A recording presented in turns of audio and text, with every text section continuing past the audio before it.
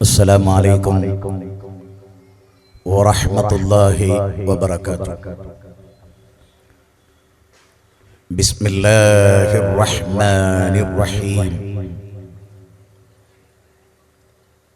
الحمد لله رب العالمين،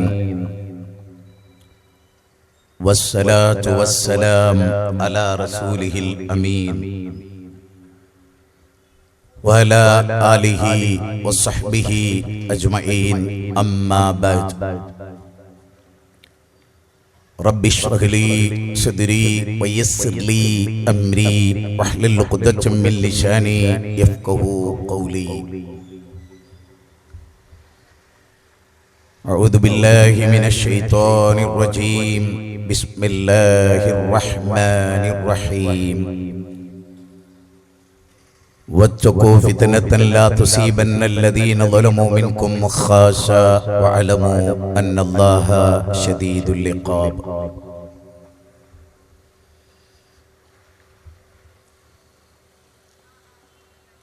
ഏറെ ബഹുമാനമുള്ള വേദിയുടെ അധ്യക്ഷൻ, ഒരുപാട് പരിചയമുള്ള എന്റെ സുഹൃത്തുക്കൾ, സഹോദരി സഹോദരന്മാരെ, ഈ ശബ്ദം എത്ര അകലെയിൽ നിന്ന് കേൾക്കാൻ അവസരമുണ്ടാവുകയും കേട്ടുകൊണ്ടിരിക്കുകയും ചെയ്യുന്ന സഹൃദയരായ ഇതര മത ആദർശ വിശ്വാസികളെ, ഇവിടെ ലഹരിക്കെതിരെ, അധാർമികതക്കെതിരെ, ലഹരി അധർമ്മമാണ്, തിന്മയാണ്, അതാണ് ഇന്ന് ഏറ്റവും കൂടുതൽ പറയാൻ ഉദ്ദേശിക്കുന്ന ഒരു വിഷയം. എന്നാൽ ഒരുപാട് അധാർമികതകൾ ഉണ്ട് എന്നറിയാത്ത ആരുമില്ല ലോകത്തിൽ. ഇന്നതൊക്കെ അധർമ്മമാണ് എന്നറിയാത്ത വളരെ ചുരുങ്ങിയ ആളുകളെ ലോകത്തുണ്ടാവുള്ളൂ, മൈന്യൂട്ട് തലങ്ങളിൽ. മനസാക്ഷിയെ വഞ്ചിച്ചുകൊണ്ട്, മനസാക്ഷി മന്ത്രിച്ചുകൊണ്ട് ഒരുപാട് കാര്യങ്ങൾ നിലനിൽക്കുന്നുണ്ട് ഭൂമുഖത്ത്. ചെയ്യുമ്പോൾ അറിയാം പാപമാണ്, തെറ്റാണ്, ചെയ്യാൻ പാടില്ലാത്തതാണ്.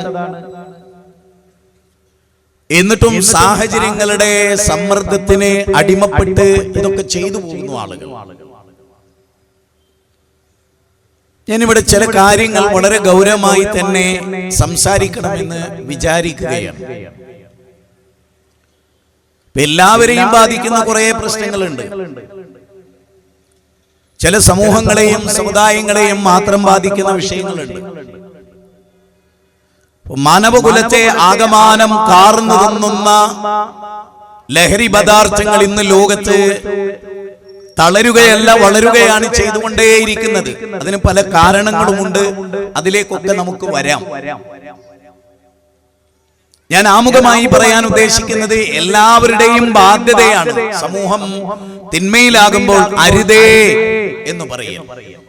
മഹാത്മാഗാന്ധിയോട് രാമായണം വായിച്ചതിനെ കുറിച്ച് ചോദിച്ചപ്പോൾ അദ്ദേഹം പറഞ്ഞു, രാമായണത്തിൽ നിന്ന് എന്ത് കിട്ടി ഗാന്ധിജി അങ്ങക്ക് എന്നൊരു ചോദ്യം. ഗാന്ധിജി പറഞ്ഞു, മാനിഷാദ, അരുത് എന്ന. എല്ലാ കൊള്ളരുതായ്മകരെയും അരുത്, ചെയ്യരുത് എന്ന സന്ദേശമാണ് രാമായണത്തിന്റെ സന്ദേശം എന്ന് പറയും. ഭഗവത്ഗീത നമുക്കറിയാം, മഹാഭാരതത്തിലെ ഭീഷ്മപർവം മുതൽ ആരംഭിക്കുന്ന 18 അധ്യായമുള്ള ഭഗവത്ഗീത, 25 മുതൽ 42 വരെയുള്ള 18 അധ്യായമുള്ള 700 ശ്ലോകമുള്ള ഭഗവത്ഗീത,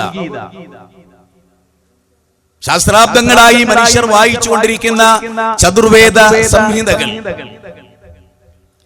മദ്യപാനി പതിതനാണ് എന്ന് ഹൈന്ദവ ധർമ്മ ഗ്രന്ഥങ്ങളിൽ രേഖപ്പെടുത്തുന്നു. മദ്യപാനി സ്വർഗം അവകാശപ്പെടുത്തുകയില്ലെന്ന് ക്രൈസ്തവ അധ്യാപനങ്ങൾ പരിശോധിക്കുമ്പോൾ നമ്മൾ കാണുന്നു. മദ്യപാനം ഏറ്റവും ശക്തമായി വിലക്കിയിട്ടുള്ള മതമാണ് ഇസ്ലാം എന്നറിയാത്ത ഒരാളും ഈ ഭൂമുഖത്ത് ജീവിച്ചിരിപ്പില്ല, എല്ലാവർക്കും അറിയാം. എന്നിട്ടും എന്തുകൊണ്ടാണ് അപങ്കുരം ഈ തിന്മകൾ തുടരുന്നത് എന്നതാണ് നമ്മുടെ ഗൗരവമായ ചർച്ച. വിശുദ്ധ ഖുർആനിലെ 8-ാം അധ്യായം 24-ാമത്തെ വചനത്തിൽ പറഞ്ഞ ഒരു വാചകമാണ്, കുഴപ്പങ്ങൾ ഉണ്ടാകുന്നത്, അധർമ്മങ്ങൾ ഉണ്ടാകുന്നത്, അരുതായികകൾ ഉണ്ടാകുന്നത് നിങ്ങൾ സൂക്ഷിക്കണം. അത്തരത്തിലുള്ള തിന്മകൾ സാർവത്രികമാകുമ്പോൾ ദൈവത്തിന്റെ ശിക്ഷ വരുന്നത് തെറ്റ് ചെയ്തവരോട് മാത്രമല്ല, മറിച്ച് നല്ല ആളുകളെയും ആ ശിക്ഷ ബാധിക്കുമെന്ന് ഖുർആൻ നമ്മെ ഓർമ്മപ്പെടുത്തുകയാണ്. ഒന്നാമതായി, നന്മ കൽപ്പിക്കുന്ന തിന്മ വിരോധിക്കുന്ന ആളുകൾ ലോകത്തുണ്ടാകണം. എല്ലാ മത സമൂഹത്തിന്റെയും കാതലായ വശം അതാണ്. ഭഗവത്ഗീതയുടെ 4-ാം അധ്യായം 7-8 ശ്ലോകങ്ങളിൽ പറയുന്നത്, യദാ യദാ ഹി ധർമ്മസ്യ ഗ്ലാനിർ ഭവതി ഭാരത അഭ്യുത്ഥാനമധർമ്മസ്യം തദാത്മാനം സൃജാമ്യഹം പരിത്രാണായ സാധൂനാം വിനാശായ ച ദുഷ്കൃതാം ധർമ്മ സംസ്ഥാപനാർത്ഥായ സംഭവാമി യുഗേ യുഗേ. ധർമ്മത്തിന് ച്യുതി സംഭവിക്കുമ്പോ, അധർമ്മം കൊടികുത്തി വാഴുമ്പോ യുഗങ്ങൾ തോറും അർജുന ഞാൻ അവതരിക്കുന്നു എന്നാണ്. അപ്പൊ എന്താണ് ധർമ്മം? എന്താണ് ധർമ്മം? എന്താണ് അധർമ്മം? കൃത്യമായി ചോദിക്കേണ്ട കാര്യമാണ്. ഹൈന്ദവർക്ക് ചിലത് ധർമ്മമാണ്, ആ കാര്യം മുസ്ലിങ്ങൾക്ക് അധർമ്മമാണ്, ബഹുദൈവത്വമാണ്. അമേരിക്കക്കാരന് ധർമ്മമായത് ദക്ഷിണാഫ്രിക്കക്കാരന് അധർമ്മമായി നിലനിൽക്കുന്നു. ചില മനുഷ്യർക്ക് ധർമ്മം എന്ന് തോന്നുന്നത് മറ്റു ചിലർക്ക് അധർമ്മമായി തന്നെ നിലനിൽക്കുകയാണ്. ആത്യന്തികമായി ധർമ്മം തീരുമാനിക്കേണ്ടതാരാണ്? ഒന്നറിയണം, ജന്തുലോകത്ത് പ്രശ്നങ്ങളൊന്നുമില്ല. ആമസോൺ കാടുകളിൽ ഭീകരമായ ജീവികൾ ജീവിച്ചുകൊണ്ടേയിരിക്കും. പ്രപഞ്ചത്തിന് എന്തെങ്കിലും ഒരു മാറ്റം വരുത്താൻ ആമസോൺ കാടുകളിലെ ജീവികൾക്ക് സാധ്യമായിട്ടില്ല. പാമ്പുകളുടെ നഗരമുള്ള ലോകത്തിലെ അപൂർവ കാടുകളുണ്ട്, അവിടെ പാമ്പുകൾ മാത്രമാണുള്ളത്. അവയ്ക്കൊന്നും പ്രകൃതിയിൽ എന്തെങ്കിലും ഇടപെടാനോ ഒന്നും സാധിച്ചില്ല. കോടിക്കണക്കായ ജീവജാലങ്ങൾ ഈ പ്രപഞ്ചത്തിലുണ്ട്. ആ ജീവജാലങ്ങളൊന്നും ഈ പ്രപഞ്ചത്തിന്റെ പാളങ്ങൾക്ക് ഒരു പ്രശ്നവും ഉണ്ടാക്കിയിട്ടില്ല. ലോകത്തിലെ ഏതെങ്കിലും ഒരു ജീവവർഗത്തിന്റെ ലൈംഗികതയുടെ അരാജകത്വം കൊണ്ട് ഗൊണോറിയ, സിഫിലിസ് അല്ലെങ്കിൽ എയ്ഡ്സ് പോലെയുള്ള രോഗങ്ങൾ അവരെ ആരെയും ബാധിച്ചിട്ടില്ല. എന്നാൽ മനുഷ്യൻ എന്ന സൃഷ്ടി, അവൻ ചെയ്യുന്ന തെറ്റുകൾക്ക് ശിക്ഷ ലഭിക്കുന്നുണ്ട് ലോകത്ത് പൊടുന്നനെ അല്ലെങ്കിൽ പോലും. ആ സാഹചര്യങ്ങൾ വരുമ്പോ അതെല്ലാം സംഭവിച്ചുകൊണ്ടേയിരിക്കുന്നു എന്ന് നമുക്ക് കാണാൻ സാധിക്കുന്നുണ്ട്. അതുകൊണ്ട് തന്നെ മനുഷ്യരാശി ഒരു കപ്പൽ പോലെയാണ്, മേലെ തട്ടുള്ള ഒരു കപ്പൽ പോലെ. മേലെയുള്ള ആളുകൾക്ക് താഴെയോ, താഴെയുള്ള ആളുകൾക്ക് മേലെയുള്ളവരുമായി യാതൊരു ബന്ധവും ഉണ്ടാകരുത് എന്നല്ല പഠിപ്പിക്കുന്നത്. മേലെയുള്ള ആളുകളുടെ അടുത്ത് വെള്ളമുണ്ടെങ്കിൽ താഴെയുള്ള ആളുകൾ നിരന്തരമായി വെള്ളമെടുക്കാൻ മുകളിലോട്ട് പോകുന്നു. അപ്പൊ ചില ആളുകൾ വിചാരിച്ചു, കടലിലൂടെയല്ലേ യാത്ര പോകുന്നത്, കപ്പലിനൊരു ചെറിയ ദ്വാരമുണ്ടാക്കിയാൽ യഥേഷ്ടം വെള്ളം കിട്ടുമല്ലോ എന്ന് വിചാരിക്കുകയാണ്. ആ ആളുകളുടെ കൈ പിടിച്ചില്ലെങ്കിലോ കപ്പലിലെ 2 നിലയിലുമുള്ള ആളുകൾ വെള്ളത്തിൽ മുങ്ങി മരിച്ചു പോകും. ഇത് പ്രവാചക തിരുമേനിയുടെ അതിമനോഹരമായ അക്ഷരക്കൂട്ടുകൊണ്ട് അത്ഭുതം സൃഷ്ടിച്ച പ്രവാചക ചക്രവർത്തിയുടെ അതിമനോഹരമായ ഒരു ഉദാഹരണമാണ്. സമൂഹത്തിൽ തെറ്റ് കാണുമ്പോ തടുക്കാതിരിക്കുക, എതിർക്കാതിരിക്കുക എന്നത് പാടില്ലാത്തതാണ്.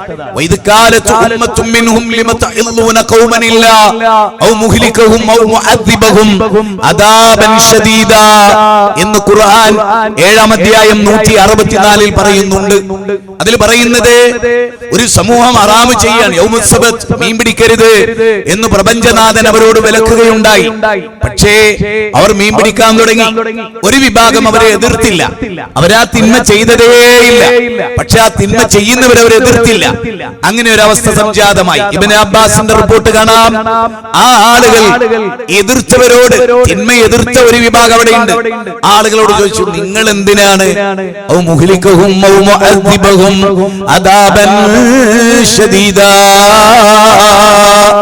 കഠിനമായി ശിക്ഷിക്കാൻ തീരുമാനിച്ച, അല്ലാഹ് നശിപ്പിക്കാൻ ആഗ്രഹിച്ച ഒരു ജനതയോട് നിങ്ങൾ എന്തിനാണ് അവരെ ഉപദേശിക്കുന്നത്?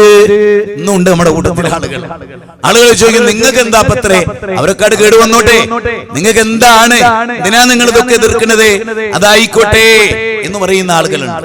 അപ്പൊ അവര് പറഞ്ഞ വാചകം ഇതാണ്, ഖാലൂ മാദിറത്തുൻ ഇലാ റബ്ബികും വലഅല്ലഹും യത്തഖൂൻ. ഞങ്ങൾക്ക് പടച്ചോന്റെ അടുത്ത് ഉത്തരം പറയാനാണ്, തിന്മ കണ്ടപ്പോൾ ഞങ്ങളുടെ അടുത്തിരുന്നു. അപ്പൊ എന്താ ഇതിന്റെ റിസൾട്ട് എന്താണ്? അടുത്ത വാചകം പറയാം, ഈ തിന്മയിൽ അവർ തുടർന്നപ്പോൾ അല്ലാഹു അവരെ ശിക്ഷിച്ചു. നിന്ദന്മാരായ കുരങ്ങന്മാരാക്കി അല്ലാഹു അവരെ മാറ്റി. ഒരു റിപ്പോർട്ടിൽ കാണാം, അത് എത്ര ആധികാരികമാണെന്ന് അറിയില്ല, ആ തിന്മ തടുക്കാതിരുന്നവരെയും എന്ന് പറയും.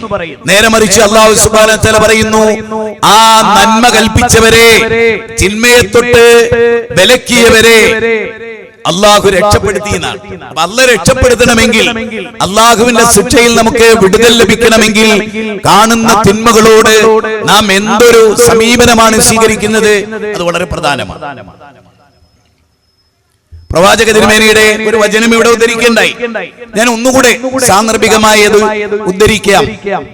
നബി സഈദ് അൽ-ഖുദരി റളിയല്ലാഹു തആല സമീഅതു റസൂലുള്ളാഹി സ്വല്ലല്ലാഹു അലൈഹി വസല്ലം യഖൂൽ മൻ റആ മിൻകും മുൻകറൻ ഫൽയുഗയ്യിറുഹു ബിയദിഹി ഫഇൻ ലം യസ്തതി ഫബിലിസാനി ഫഇൻ ലം യസ്തതി ഫബിഖൽബി വദാലിക അദ്ഫുൽ ഈമാൻ. മുത്തഫഖുൻ അലൈഹി ആയ ഹദീസാണ്. ഒരു തെറ്റ് കണ്ടാൽ കൈകൊണ്ട് തടുക്കേണ്ടവരത് തടുക്കണം. കൈകൊണ്ട് തടുക്കാൻ ബാധ്യതയുള്ള ആളുകൾ ഉണ്ടാവും, നിയമപാലകര്, ഭരണകൂടങ്ങള്, മക്കളെ മാപ്പ, അങ്ങനെയൊക്കെയുള്ള ആളുകൾ, അനുജന്, ജ്യേഷ്ഠൻ, അങ്ങനെയൊക്കെ തിരുത്തേണ്ടവർ അവർ കൈകൊണ്ട് തിരുത്താൻ പറ്റുമെങ്കിൽ തിരുത്തണം. സാധ്യമല്ല എങ്കിൽ നാവ് കൊണ്ട് അതിന്റെ അപകടത്തെ പറ്റി പറഞ്ഞു കൊടുക്കണം. വരാനിരിക്കുന്ന ഭാവിയിൽ ഇന്നതൊക്കെ സംഭവിക്കാൻ പോകുന്നു എന്ന കാര്യം അവനെ പറഞ്ഞു ധരിപ്പിക്കേണ്ടതുണ്ട്. എന്നിട്ടും സാധ്യമല്ലെങ്കിൽ ഹൃദയം കൊണ്ട് അവര് വെറുക്കണം. തിന്മയുടെ കൂടെ നിൽക്കാൻ നമുക്ക് പറ്റില്ല. അതുകൊണ്ട് തന്നെ ലോകത്ത് നടക്കുന്ന തിന്മകളോട് ഇസ്ലാമിന്റെ സമീപനം, അതുകൊണ്ടാണ് ഇസ്ലാം തലനാരിഴകീറി എല്ലാ കാര്യങ്ങളും പരിശോധിക്കുന്നത്. ഈ സമൂഹം ഇവിടെ നിലനിൽക്കണം, മാനവകുലം ഇവിടെ നിലനിൽക്കണം, അതിന് തിന്മയെ തടുക്കുന്ന ഒരു വിഭാഗം ഉണ്ടാകണം. കുൻതും ഖൈറ ഉമ്മ ഉഖ്രിജത് ലിന്നാസ് തഅമുറൂന ബിൽ മഅറൂഫ് വതൻഹൗന അനിൽ മുൻകർ വതുഅ്മിനൂന ബില്ലാഹി വൽതകും മിൻകും ഉമ്മ യദഊന ഇലൽ ഖൈർ യഅമുറൂന ബിൽ മഅറൂഫ് വയൻഹൗന അനിൽ മുൻകർ. സൂറത്ത് ആൽ ഇംറാൻ ആണ്, 3-ാം അധ്യായം 104, 110 വചനമാണ്. അതിൽ പറയുന്നത് നിങ്ങളിൽ നിന്നൊരു സമുദായം ഉണ്ടാകണം. ഇനി ഇവിടെ എന്റെ ശബ്ദം കേൾക്കുന്ന ബഹുമാന്യരായ ഹൈന്ദവരോ ക്രൈസ്തവരോ ഭൗതികവാദികളോ ഒക്കെ ഉണ്ടെങ്കിൽ അവരോടും ഉഖ്രിജത്തിൽ ലിന്നാസ്, മുസ്ലിങ്ങളെ പറ്റി അല്ലാഹ് പറഞ്ഞതാണ്, നിങ്ങൾ മാനവകുലത്തിന് വേണ്ടി ഉയർത്തെഴുന്നേൽപ്പിക്കപ്പെട്ടവരാണ്. ബഷീറിന്റെ മകൻ കള്ളു കുടിക്കുന്നു, മുസ്ലിമിന് വേദന ഉണ്ടാവും. രാമചന്ദ്രന്റെ മകൻ കള്ളു കുടിച്ചാലും മുസ്ലിമിന് വേദന ഉണ്ടാവും. അതാണ് ഒരു മുസ്ലിം. ഭാസ്കരേട്ടന്റെ മോള് ഒളിച്ചോടിയാൽ തന്റെ മോള് ഒളിച്ചോടുന്നതിന് എത്ര വേദന ഉണ്ടോ അത്ര വേദന അച്ഛൻ അനുഭവിക്കുന്നത് കൊണ്ട് എനിക്കും ആ വേദന ഉണ്ട്. അതുകൊണ്ടാണ് ഉഖ്രിജത്തിൽ ലിന്നാസ് മുസ്ലിങ്ങൾക്ക് മാത്രമുള്ള ഒരു പ്രത്യേകതയാണ്. അവർ ലോകർക്ക് വേണ്ടി ഉയർത്തെഴുന്നേൽപ്പിക്കപ്പെട്ടവരാണ്. അതുകൊണ്ട് അവർ എല്ലാ തിന്മയെ എതിർക്കുന്നില്ലെങ്കിൽ അവർ നല്ലവരല്ല.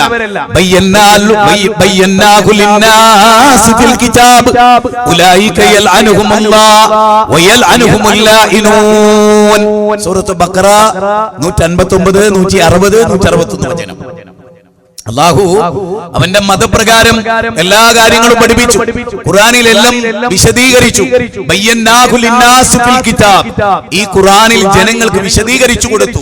പക്ഷേ അത് മൂടി വെച്ചാൽ, അല്ലാഹ് പറഞ്ഞത് മൂടി വെച്ചാൽ അല്ലാഹുവിന്റെ ശാപം ഉണ്ടാവും, കോടാനുകോടി മലക്കുകളുടെ ശാപം ഉണ്ടാവും, മനുഷ്യവംശത്തിന്റെ ശാപം ഉണ്ടാവും.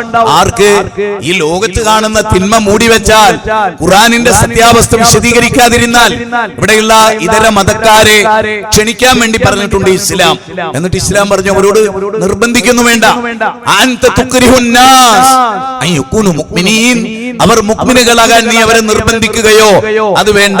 10-ാം അധ്യായം 99-ാമത്തെ വചനം, ഫദക്കിർ ഇന്നമാ അൻത മുദക്കിർ ലസ്ത അലൈഹിം ബിമുസൈതിർ. ഖുർആനിലെ 88, 87 എല്ലാ അധ്യായത്തിലും ഈ കാര്യം പറയും. 20, 21 വചനങ്ങളിൽ പറയും എത്തിച്ചു കൊടുക്കലാണ് നിങ്ങളുടെ ഡ്യൂട്ടി. നിർബന്ധം ചെലുത്തേണ്ടതില്ല, അധികാരം ചെലുത്തേണ്ടതില്ല. ആയുധം കൊണ്ട്, തോക്കുകൊണ്ട് ഭീഷണിപ്പെടുത്തി ആരെയും നിങ്ങൾ മതത്തിലേക്ക് കൊണ്ടുവരേണ്ടതില്ല എന്നല്ല പറയാൻ. 18-ാം അധ്യായം 29-ാമത്തെ വചനമാണ്. ഇഷ്ടമുള്ളവർക്ക് വിശ്വസിക്കാം, ഇഷ്ടമുള്ള ആളുകൾക്ക് വിശ്വസിക്കാം. ഇന്നാ ഹദൈനാഹു സബീല ഇമ്മാ ശാകിറൻ വ ഇമ്മാ കഫൂറാ. ഖുർആനിലെ 76-ാം അധ്യായം സൂറത്ത് ഇൻസാൻ 3-ാമത്തെ വചനം. നന്ദിയുള്ളവരായിട്ട് ജീവിക്കാം, നന്ദി കെട്ടവരായിട്ട് ജീവിക്കാം. ലാ ഇക്റാഹ ഫിദ്ദീൻ ഖദ് തബയ്യന റുശ്ദു മിനൽ ഗയ്. നന്മയും തിന്മയും വേർതിരിഞ്ഞിരിക്കുന്നു. അതുകൊണ്ട് തന്നെ ലാ ഇക്റാഹ ഫിദ്ദീൻ, മതത്തിൽ ബലാത്കാരമില്ല. 2-ാം അധ്യായം സൂറത്ത് ബഖറ 256-ാമത്തെ വചനം എക്സെട്ര. ഇങ്ങനെ ഈ വചനങ്ങളെല്ലാം പഠിപ്പിക്കുന്നത് നിങ്ങൾ എന്ത് വേണ്ടതില്ല, ആരെയും അധികാരം ചെലുത്തി പഠിപ്പിക്കേണ്ടതില്ല. 24-ാം അധ്യായം സൂറത്തു നൂർ 54-ാമത്തെ വചനമാണ്. ഏ റസൂലേ, അങ്ങയുടെ ദൗത്യം എന്താണ്? എത്തിച്ചു കൊടുക്കൽ മാത്രമാണ്. ഞങ്ങളെ സംബന്ധിച്ചിടത്തോളം വിസ്ഡം ഇസ്ലാമിക് ഓർഗനൈസേഷൻ മനുഷ്യ ജീവിതത്തിന്റെ എല്ലാ മണ്ഡലങ്ങളിലും ഇടപെടുന്നുണ്ട്. എല്ലാ മണ്ഡലങ്ങളിലും നിങ്ങൾ പരിശോധിച്ചാൽ കാണാൻ പറ്റും. വരുന്ന ഒരു വലിയ വിദ്യാർത്ഥി സമ്മേളനം നമ്മുടെ തൊട്ടടുത്തുള്ള പെരിന്തൽമണ്ണയിൽ മെയ് മാസത്തിൽ നടക്കുന്നുണ്ട്. ഐതിഹാസികമായ ധാർമ്മിക വിപ്ലവ സമ്മേളനമാണ് അവിടെ നടക്കാൻ പോകുന്നത്. വിദ്യാർത്ഥികൾ ആരാകണം? അവരുടെ ലക്ഷ്യം എന്താകണം? ഒരു നാടിനെ നിർവചിക്കുന്നവരാകണം, ഭാവി വാഗ്ദാനങ്ങളാകണം, മാതാപിതാക്കളുടെ ആശ്വാസ കേന്ദ്രങ്ങളാകണം, എല്ലാവിധത്തിലും നന്മയുടെ പ്രചാരകരാകണം എന്ന വലിയ ഉദ്ദേശമാണ് ഈ വക കാര്യങ്ങളിലെല്ലാം നമ്മൾ വെച്ച് പുലർത്തുന്നത്. ഞാൻ പറയുന്ന ഓരോ കാര്യങ്ങളും ഇവിടെ ഓരോരുത്തരും ശരിക്കും ശ്രദ്ധിച്ചു കേൾക്കണം. മഹാഭാരതം തുടങ്ങുമ്പോ ശ്രീകൃഷ്ണൻ പറയുന്ന മനോഹരമായ ഒരു വാക്ക് അതിങ്ങനെയാണ്, അർജുന നീ കേൾക്കണം, ഞാൻ പറയുന്ന കാര്യങ്ങൾ നീ ശ്രദ്ധിച്ച് കേൾക്കണം. ഇവിടെ നല്ലൊരു ഓഡിയൻസ് വന്നിരിക്കുന്നു. ഒന്നാമത്തെ തണുപ്പൊക്കെയാണ്, വളരെ വേഗത്തിൽ നമുക്ക് വൈൻഡപ്പ് ചെയ്യുകയും ചെയ്യാം. എന്നാലും ഈ നാടും ഈ സമൂഹത്തിലും ഒക്കെ ഉപകാരദായകമായി വരണം എന്ന് ആഗ്രഹിച്ചതുകൊണ്ടാണ്. അർജുന, ഞാൻ പറയുന്നത് നീ ശ്രദ്ധിച്ച് കേൾക്കണം എന്നാണ് അതിന്റെ അർത്ഥം. ബൈബിളിൽ കാണാം ഒരു വാചകം, ഹീബ്രുവിലാണ്,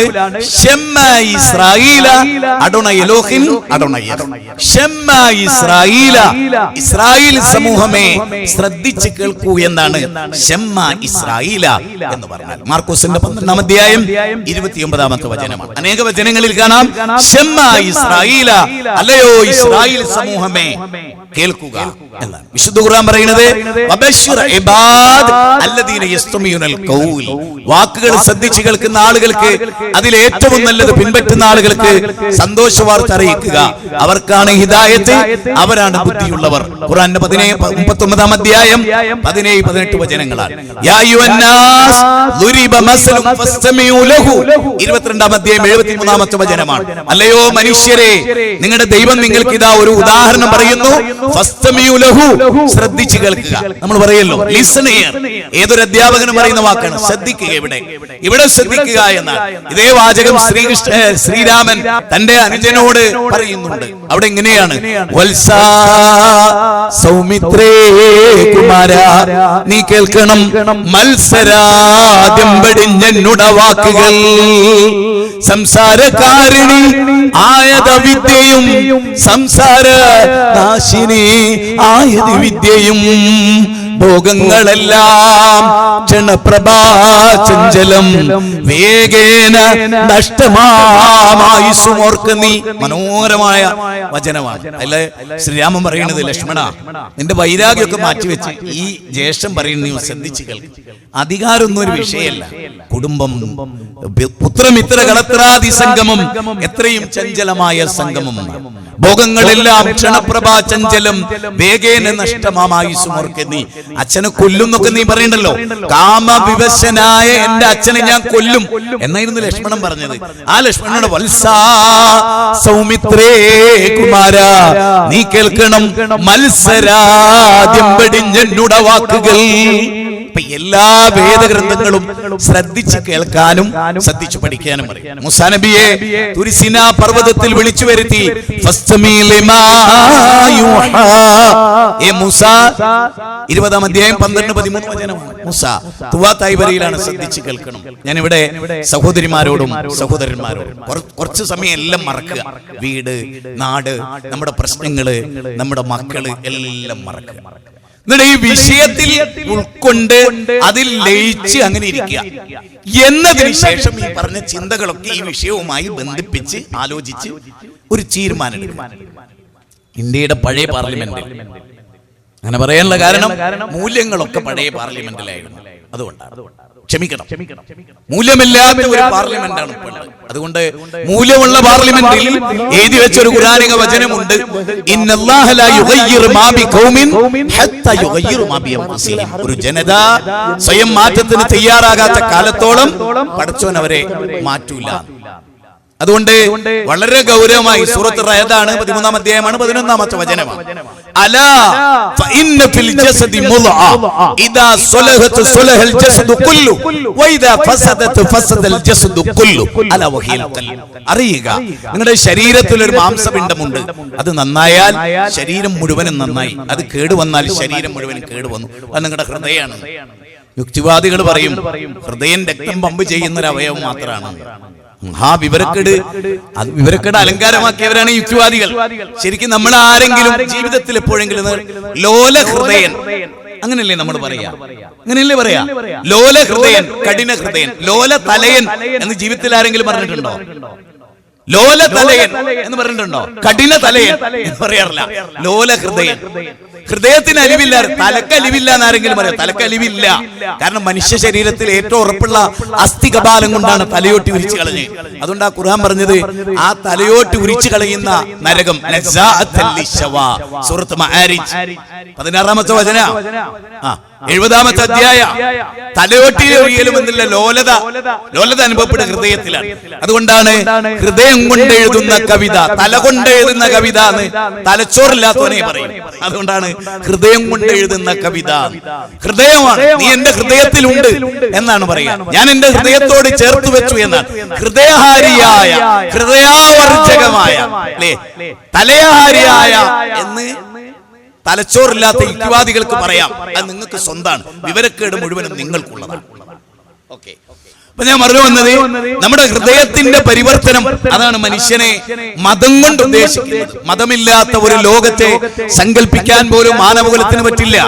മതമാണ് മൂല്യമുണ്ടാക്കുന്നത്. നിങ്ങൾ നോക്കൂ, വയനാടിൽ വലിയൊരു ഉരുൾപൊട്ടലുണ്ടായി. അവിടെ ഏറ്റവും മുന്നിൽ ടി.ജി. മോഹൻദാസ് RSS കാരനാണ്. എല്ലാവർക്കും അറിയാം. ടി.ജി. മോഹൻദാസ് പറയുന്നത് അവിടെ SSF, SKSSF, NDF, ലീഗിന്റെ, അതുപോലെ മതസംഘടനകള്, എല്ലാ മുസ്ലിം സംഘടനകളും ഏറ്റവും മുന്നിലുള്ളത്. എന്തുകൊണ്ടാ? ഏറ്റവും മുന്നിൽ നിൽക്കാൻ, പ്രയാസം അനുഭവപ്പെടുന്നിടത്ത് ഏറ്റവും മുന്നിൽ നിൽക്കാൻ പഠിപ്പിച്ച മതായി.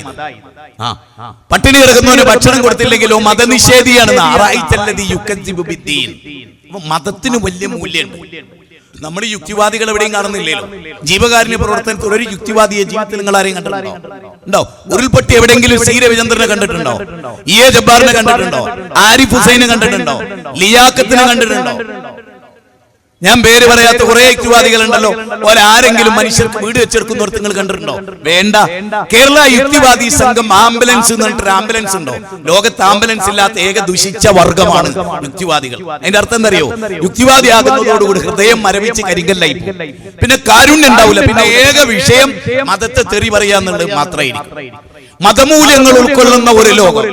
നമുക്കറിയാം, മൈത്രേയൻ എന്ന് പറയുന്ന ഒരു മനുഷ്യൻ, മൈത്രേയൻ, അയാൾ പറയുന്നത് കഞ്ചാവ് ലീഗലൈസ് ചെയ്യണം. അയാൾ പറയുന്നത് യൂറോപ്യൻ രാജ്യങ്ങളിലൊക്കെ കഞ്ചാവ് അങ്ങനെ കിട്ടുന്നുണ്ട്, കേക്ക് കിട്ടുന്ന പോലെ, ചോക്ലേറ്റ് കിട്ടുന്ന പോലെ കഞ്ചാവ് ലീഗലൈസ് ചെയ്യണമെന്ന് പ്രസംഗിച്ച ആളാണ് മൈത്രേയൻ. ഈ മൈത്രേയൻ ആരാന്നറിയാത്ത കുറെ ആളുകൾ. മൈത്രേയൻ എന്ന് പറഞ്ഞാൽ ഗുരു നിത്യചൈതന്യതിയുടെ കൂടെ ഉണ്ടായിരുന്ന 5 സന്യാസിമാരിൽ പ്രഗത്ഭനായ ഒരു സന്യാസിയായിരുന്നു മൈത്രേയൻ.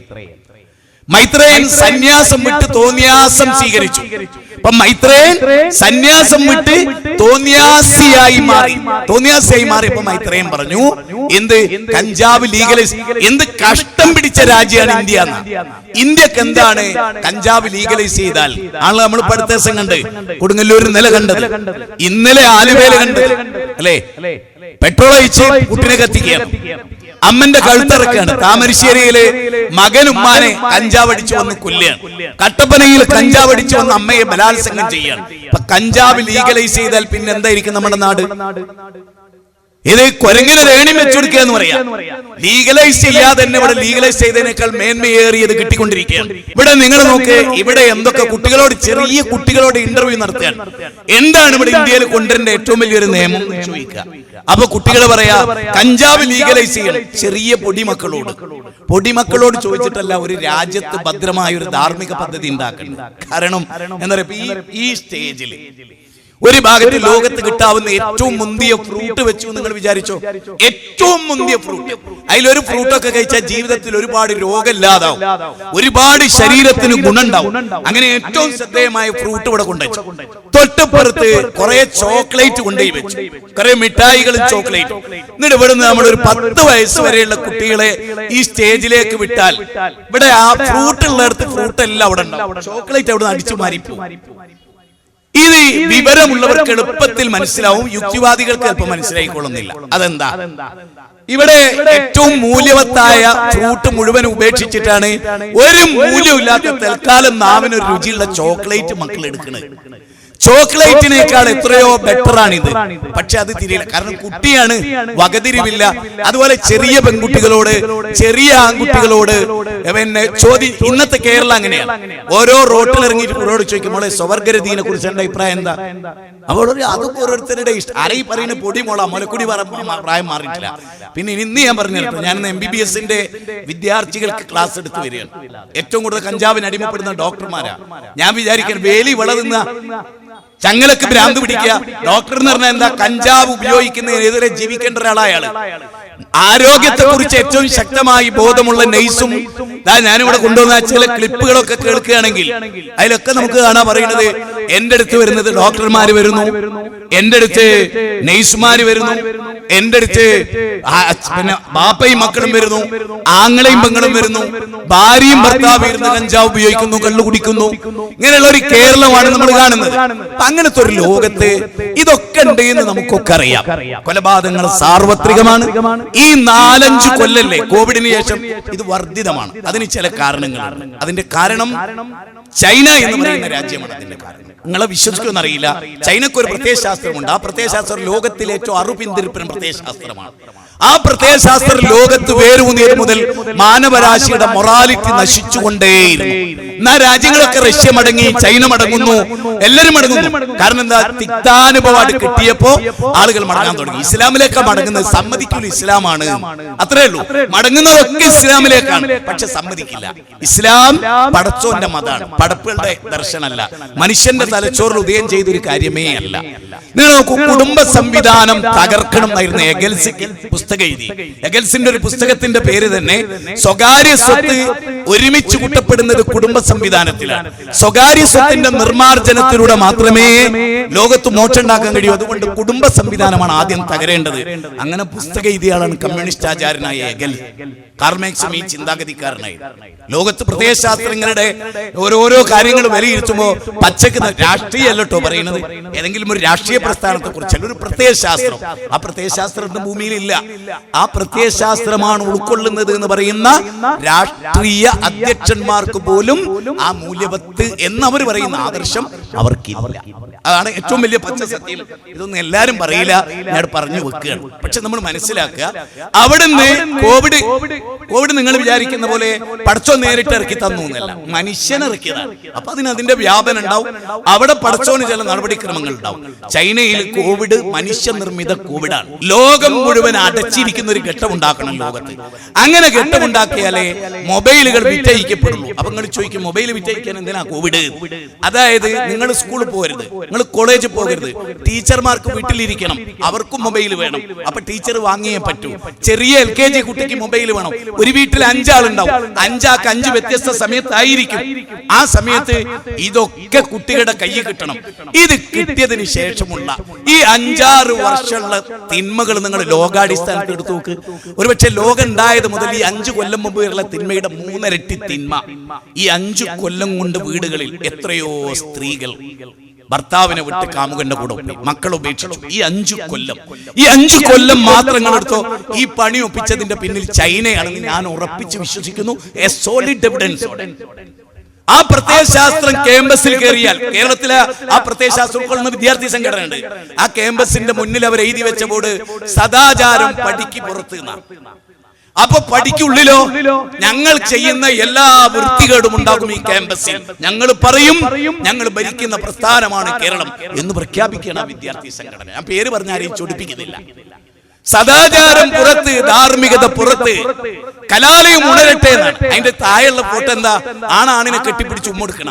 അപ്പൊ കലാലയത്തിൽ വരുന്ന സദാചാരം എന്താ? സ്വവർഗരതി, സൊഡോമി, ലെസ്ബിയൻ. അതാണ് പ്രൊമോട്ട് ചെയ്യുന്ന ആര്? ഒരു വിദ്യാർത്ഥി സംഘടന. മൂല്യവത്തായ വിദ്യാഭ്യാസം പഠിപ്പിക്കേണ്ട ഒരു സമൂഹം വൃത്തികേട് മാത്രം പഠിപ്പിക്കാൻ എന്തിനാണോ ഒരു വിദ്യാർത്ഥി പ്രസ്ഥാനം? തോന്നിയാസം പഠിപ്പിക്കാൻ. ഇതൊരു ഹിന്ദു മുസ്ലിം ക്രിസ്ത്യൻ പ്രശ്നമല്ല.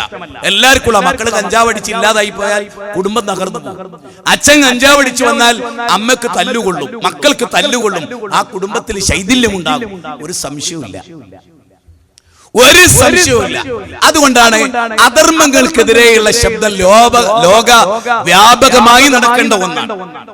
ഞാൻ നിങ്ങളെ ചില ക്ലിപ്പുകൾ ഓർഡർ അനുസരിച്ച് ചില വ്യത്യസ്തമായ ഏരിയകളിൽ മയക്കുമരുന്നുമായി ബന്ധപ്പെട്ട് ഒരു ക്ലിപ്പ് നിങ്ങൾക്ക് തുടക്കത്തിൽ കേൾക്കാം. നാടിന്റെ മുക്കിലും മൂലയിലുമെല്ലാം ലഹരി വ്യാപകമാവുകയാണ്. മുമ്പ് കഞ്ചാവായിരുന്നുവെങ്കിൽ ഇന്ന് യുവാക്കളുടെ മനസ്സുകളെ ഹരം പിടിപ്പിക്കുന്നത് MDMA ആണ്. അത് മെത്താഫിറ്റമിനും ആംഫിറ്റമിനും കെറ്റമിനുമായി പല ഗണങ്ങളിലായി ഉണ്ട്. LSDയും LSAയും ബ്രൗൺ ഷുഗറും എല്ലാം അതിന്റെ പല ഭാഗങ്ങളിൽ ഒന്ന് മാത്രം. നേരത്തെ ഉണ്ടായതുപോലെയല്ല. ഇതിന് അടിമപ്പെടുന്നവർ പിന്നീട് അതിൽ നിന്ന് മോചിതരാകുന്നില്ല എന്നുള്ളതാണ് സമൂഹത്തിനെ ബാധിച്ച ഏറ്റവും വലിയ ദൂഷ്യ വിപത്ത്. അപൂർവമായിട്ടുള്ള ആളുകൾ മാത്രമാണ് MDMA പോലെയുള്ള സിന്തറ്റിക് ലഹരികൾക്ക് അടിമയായതിനു ശേഷം പിന്നീട് അതിൽ നിന്നും മോചനം നേടാൻ സാധിക്കുന്നത്. അതിന് പ്രധാനപ്പെട്ട കാര്യം തിരിച്ചറിവ് അവർക്ക് ഉണ്ടാവുന്നു എന്നുള്ളതാണ്. അത്തരത്തിൽ അതിൽ നിന്നും മോചിതനായ ഒരാളാണ് എൻ്റെ കൂടെയുള്ളത്. മലപ്പുറം വളാഞ്ചേരി സ്വദേശിയായിട്ടുള്ള നിസാമിന്റെ അനുഭവ സാക്ഷ്യങ്ങളാണ് നമ്മൾ ഇന്ന് അറിയാൻ പോകുന്നത്. എങ്ങനെയാണ് നിസാം ഇതിലേക്ക് എത്തിപ്പെട്ടതെന്നടക്കമുള്ള കാര്യങ്ങൾ നിസാം റിപ്പോർട്ടറിനോട് വെളിപ്പെടുത്തുകയാണ്. ഞാനൊരു 22 വയസ്സ് വരെ ഞാനൊരു സിഗരറ്റ് പോലും വലിച്ചിരുന്നില്ല. ഒരു ദിവസം 2021 ലാസ്റ്റ് സെപ്റ്റംബർ മാസത്തിൽ ഞാനും എൻ്റെ ഫ്രണ്ട്സും കൂടി കോഴിക്കോട് ബീച്ച് വരെ പോയി. നാട്ടിലെ ഫ്രണ്ട്സ് തന്നെ. എനിക്ക് വണ്ടികളെ പരിപാടി എപ്പോഴും ഫ്രീ ടൈം ആയതുകൊണ്ട് ഇങ്ങനെ കറങ്ങി നടക്കണം. അന്ന് ബീച്ചിലൊരു ഞായറാഴ്ച പോയപ്പോൾ എൻ്റെ ഫ്രണ്ട്സിൻ്റെ കയ്യിൽ ഇത് ഉണ്ടായിരുന്നു. എനിക്കറിയില്ല, MDMA സാധനം കണ്ടിട്ടില്ല അത്രയും കാലമായിട്ട്, അന്ന് കണ്ടിട്ടില്ല. അങ്ങനെ ഇവരെന്നോട് പറഞ്ഞ്, സമയം ഇത് ചെറിയൊരു സാധനമാണ്, ഇതൊന്ന് ജസ്റ്റ് ഒന്ന് ഉപയോഗിച്ച് നോക്ക്, ഇത് ഉപയോഗിച്ച് കഴിഞ്ഞാൽ ഭയങ്കര ധൈര്യകാരം, ഭയങ്കര കാര്യങ്ങൾ അങ്ങനെ ഇങ്ങനെയൊക്കെ കുറേ ക്ലാസ് എടുത്തു തന്നു. അപ്പോൾ എനിക്ക് വേണ്ട എന്ന് തന്നെ ഞാൻ പറഞ്ഞുകൊണ്ടിരുന്നു. പക്ഷേ എനിക്ക് പിന്നെ ഇതിങ്ങനെ നിർബന്ധിച്ച് ഞാനത് ഉപയോഗിപ്പിച്ച് പറഞ്ഞാൽ ഞാൻ ഉപയോഗിച്ച് ടെസ്റ്റ് പിന്നോട് പറഞ്ഞാൽ എന്താ, ഇത് അഡിക്ഷൻ ആവുമൊന്നുമില്ല, ഇപ്പോൾ ഒന്ന് ഉപയോഗിച്ച് ടെസ്റ്റ് ചെയ്ത് നോക്കുക, എല്ലാ കാര്യം അറിയണത് നല്ലതല്ലേ വെച്ചിട്ട് ഞാൻ ടെസ്റ്റ് ചെയ്ത് പിന്നെ അത് ഉപയോഗിച്ച് കഴിഞ്ഞിട്ട് ഞങ്ങൾ കാറിലിരുന്നാൽ ഉപയോഗിച്ചു. പിന്നെ ഞങ്ങൾ ബീച്ചിലിറങ്ങി നടക്കും. എന്നോട് പറഞ്ഞു ഒരു സിഗരറ്റ് വലിക്കാം. ഞാൻ സിഗരറ്റ് പോലും വലിക്കാൻ സ്മെല്ല് തന്നെ എനിക്ക് പറ്റില്ല. അങ്ങനെ എന്നോട് പറഞ്ഞു സിഗരറ്റ് ഒന്ന് വലിക്കുക, ഇത് ഭയങ്കര സ്മൂത്ത് ആയിക്കാരം, ഇത് ഉപയോഗിച്ച് കഴിഞ്ഞാൽ സിഗരറ്റ് വലിക്കാൻ അറിയില്ല, ഒന്ന് വലിച്ചു കാരണം സിഗരറ്റ് ഒന്ന് വലിച്ചു. ജീവിതത്തിൽ ആദ്യമായിട്ട് ഉപയോഗിച്ചത് MDMA, അത് കഴിഞ്ഞ് പിന്നെ സിഗരറ്റ്. അത് കഴിഞ്ഞിട്ട് പിന്നെ അങ്ങനെ അവിടെ നാട്ടിൽ നിന്ന് എന്നോട് പറഞ്ഞു ഇത് നമ്മൾ തമ്മിൽ 3 ആൾ മാത്രമേ അറിയുള്ളൂ, വേറെ ആരും അറിയില്ല എന്ന് പറഞ്ഞിട്ടാണ് അതൊക്കെ നടന്നു. പിന്നെ നാട്ടിൽ വന്നിട്ട് ഇവരെന്നെ അത് നാട്ടിൽ ഓരോരുത്തർ ഗ്യാങ്ങിലൊക്കെ പറഞ്ഞ് പബ്ലിസിറ്റി ആവാൻ തുടങ്ങി. പിന്നെ അത് ഉപയോഗിക്കൽ പിന്നെ എനിക്കിത് അന്ന് പിന്നെ ഉപയോഗിക്കാൻ തോന്നുകയാണ്. പിന്നെ ഇത് അഡിക്ഷൻ ആവില്ല എന്ന് വെറുതെ പറയാണ്, അഡിക്ഷനായി. പിന്നെ അത് ഉപയോഗിക്കണ പിന്നെ ഇവരാണ് എനിക്ക് വാങ്ങിത്തരും, പൈസ ഞാൻ കൊടുക്കേണ്ട കയ്യിൽ പൈസ വണ്ടി ഫീൽഡ്. എത്ര രൂപ ചെലവാക്കിയിട്ടായിരുന്നു ഇത് വാങ്ങിയിരുന്നത്? എത്ര രൂപ ആദ്യമായിട്ട് ഞാൻ വാങ്ങിച്ചത്? ഞാൻ വയനാട് പോയിട്ടത് വാങ്ങി. നാട്ടിലാരും അറിയരുത് എന്നുള്ളതിൽ വയനാട്ടിൽ പോയിട്ടാണ് ഇത് വാങ്ങിക്കുന്നത്. അത് 1500 രൂപക്ക് 0.5 എന്ന് പറയും, 1500 രൂപ. എൻ്റെ കൂട്ടുകാരാണ് തന്ന ആളെന്നെ. 1 മില്ലിഗ്രാം മില്ലിഗ്രാം എന്ന് പേര് പറയാം. 1 ഗ്രാം പ്രോപ്പർ 1 ഗ്രാം കൊണ്ട് നമ്മളെ നാട്ടിലിപ്പോൾ കൊടുക്കുന്ന 0.5 പറഞ്ഞാൽ 1/2 ഗ്രാം പറഞ്ഞാൽ ഒരു 1 ഗ്രാം കൊണ്ട് ഒരു 6.5 അടിക്കും. 6 പകുതി എന്നാണ് 0.5 കൊണ്ട് ഉദ്ദേശിക്കുന്നത്. അങ്ങനെ അത് ലേശം ഉണ്ടാവും. പിന്നെ അത് നല്ലതാണോ മോശമാണോ എന്ന് നമുക്ക് പറയാം. പലരും പല മിക്സ് അജിനാമോട്ടോ, കല്ലുപ്പ്, ഗ്ലാസിൻ്റെ പൊടി, അങ്ങനെ പല സംഭവങ്ങളായിട്ട് ഇപ്പോൾ നാട്ടിൽ ഇതാവണത്. അങ്ങനെ മുതലേ വാങ്ങിച്ച് തുടങ്ങി. പിന്നെ ഞാൻ ഫസ്റ്റ് വാങ്ങിച്ചത് 1500 രൂപ, രണ്ടാമത് വാങ്ങിച്ച് കുറച്ചും കൂടി തികയായിട്ട് 3000 രൂപക്ക് വാങ്ങി 1 ഗ്രാം. അന്ന് വാങ്ങിച്ച് ഉറങ്ങി. ഞാൻ നല്ല സാധനമല്ലേ, നമ്മളെ പറ്റിച്ച്, നമ്മളിതിലില്ലാത്ത ആൾ, നമ്മളെ പേര് വെളിപ്പെടുത്താൻ പറ്റാത്തതുകൊണ്ട് നമ്മൾ അന്ന് അങ്ങനെ ഞാൻ ഇത് ഉപയോഗിച്ച് 3000 രൂപക്ക് വാങ്ങിച്ചു. അങ്ങനെ കഴിഞ്ഞു. പിന്നെ ഞാനിതിങ്ങനെ വല്ല ഇവനെ കൊണ്ട് എടുക്കണം, അവിടെ ഇവിടെയൊക്കെ പോയിട്ട് പൈസകൾ നഷ്ടപ്പെടണം, ഓരോരുത്തർ നമ്മളെ പറ്റിപ്പിക്കുകയാണ്. നമ്മൾ മുഖഭാവിൽ പോകണില്ല, ഇവരെടുത്ത് പൈസ കൊടുക്കണം, ഇവർ വാങ്ങി വരുന്നുണ്ട്, നമ്മളെ പേര് വെളിപ്പെടുത്താനില്ല. നമ്മൾ അത്യാവശ്യം പേരും കാര്യങ്ങളും ഇമേജും നാട്ടിൽ നല്ല കുട്ടിയായിരുന്നു ഞാനും. അങ്ങനെ ഇത് കഴിഞ്ഞ് പിന്നെ ഞാനിങ്ങനെ കുറച്ചും കൂടി കാലം കഴിഞ്ഞപ്പോൾ ഞാൻ ഒരു ബൾക്ക് എടുക്കാൻ തുടങ്ങി. ആദ്യമായിട്ട് 5 ഗ്രാമായിട്ട് എടുക്കാൻ തുടങ്ങി. 12,500 രൂപ കൊടുത്തിട്ട് 5 ഗ്രാം വാങ്ങിച്ച്. അതിന് എൻ്റെ കൂട്ടുകാരൻ എനിക്ക് തന്ന ആളിനോട് പറഞ്ഞു, ഇത് വാങ്ങിച്ചു, നമുക്ക് പൈസ നഷ്ടപ്പെടില്ല, നമ്മൾ വാങ്ങിയ 12,500 നമുക്ക് കിട്ടും ചെയ്യും, നമുക്കിത് ഞാൻ തന്നെ വിറ്റ് തരാം, നമുക്കിത് അത്യാവശ്യം അടിക്കും ചെയ്യാം. അങ്ങനെ ഞങ്ങൾ ആദ്യമായിട്ട് ആ പരിപാടി തുടങ്ങി, അടിക്കൽ തുടങ്ങി, ഉപയോഗിക്കൽ തുടങ്ങി. പിന്നെ അങ്ങനെ കൂടി. പിന്നെ 1500 3000 എടുക്കണില്ല, പൈസ റെഡിയാക്കി കഴിഞ്ഞാൽ പിന്നെ 12,500, അത് കഴിഞ്ഞ് 25,000, 10 ഗ്രാമൊക്കെ എടുക്കൽ തുടങ്ങി. പിന്നെ ഞങ്ങൾ അങ്ങനെ ഉപയോഗിച്ച് ഇങ്ങനെ ഇവൻ കച്ചവടം ചെയ്യും. പിന്നെ അങ്ങനെ ഇവൻ്റെ അടുത്ത് വരുന്ന കണക്ഷൻ എനിക്ക് ഐറ്റം, അങ്ങനെ ഞങ്ങൾ കച്ചവടക്കാരനായി മാറുകയാണ്. പക്ഷെ വലിയ കച്ചവടമൊന്നുമില്ല, ഉപയോഗിക്കലാറ് ഞാനും എല്ലാ ഫ്രണ്ട്സിനും അടിക്കണവരൊക്കെ എൻ്റെ അടുത്ത് വരുന്നത്, ഞാൻ ഫ്രീ ആയിട്ട് എല്ലാവരും അടിപ്പിക്കൽ.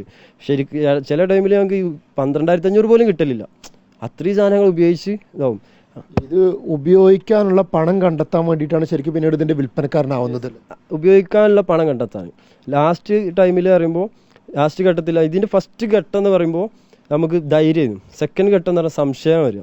നമുക്ക് ഓരോ വ്യക്തി നമ്മളെ ഫ്രണ്ട്സിൻ്റെ കൂട്ടം തെറ്റും. എനിക്ക് നാട്ടിൽ സ്ഥിരമായി ഉപയോഗിക്കുമ്പോൾ ഉണ്ടാകുന്ന ഘട്ടങ്ങളിൽ ഇത് ചില സ്ഥിരമായിട്ട് ഉപയോഗിക്കുമ്പോൾ നമ്മൾ ഉപയോഗിച്ച് എനിക്കിത് പിന്നെ ഇല്ലാതെ എനിക്ക് കഴിയാതായി. കാരണം എനിക്കിത് ഉപയോഗിച്ച് ഇത് നമ്മളൊരു പൈസ കടം വാങ്ങിക്കണ പോലെയാണ്. ഇത് നമ്മൾ വാങ്ങിച്ച് ഒരു പൈസ കടം വാങ്ങി തിരിച്ചു കൊടുക്കണമല്ലോ. നമ്മൾ ഒരു ദിവസം ഉറങ്ങാതിരുന്ന പിറ്റേ ദിവസം ഉറക്കം വീട്ടിയിട്ടില്ല എന്നുണ്ടെങ്കിൽ പിന്നെ നമുക്ക് രണ്ടാമത്തെ ദിവസം നമുക്ക് നിൽക്കണമെന്നുണ്ടെങ്കിൽ പിന്നെ ഇത് വേണം.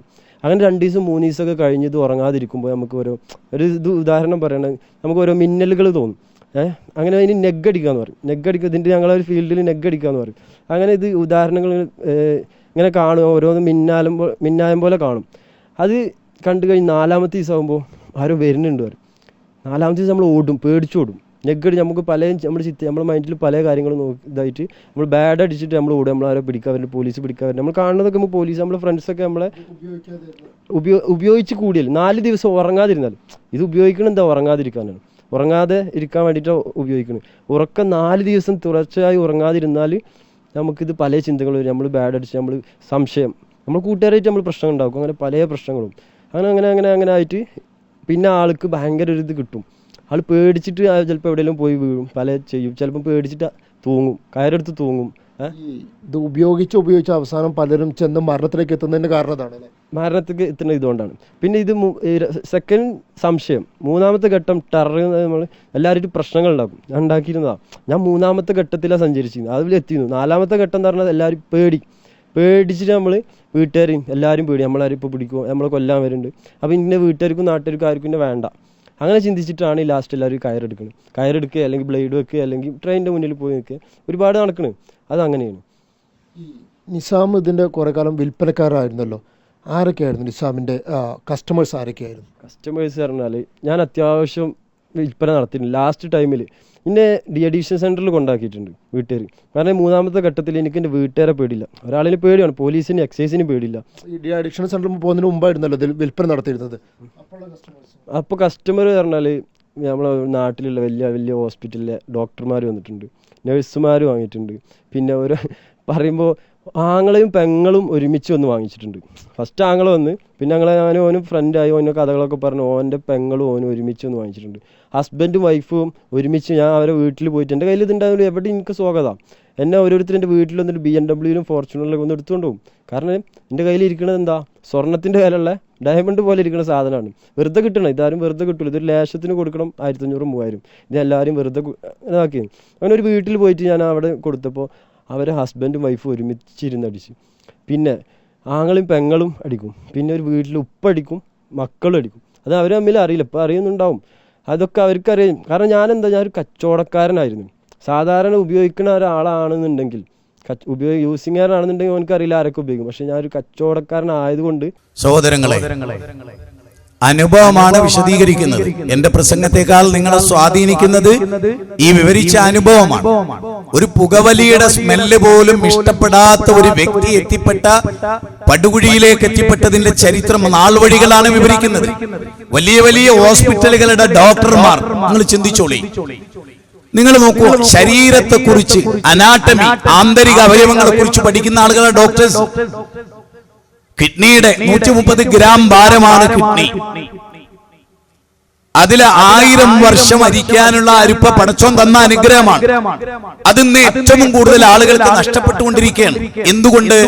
കരൾ സീറോസിസ് വരുന്നു, ഹൃദയം പോകുന്നു, കരള് പോകുന്നു, കിഡ്നി പോകുന്നു, ശരീരത്തിലെ ആന്തരിക അവയവങ്ങളൊക്കെ തീർന്നു പോകുന്നു, അടിച്ചു പോകുന്നു.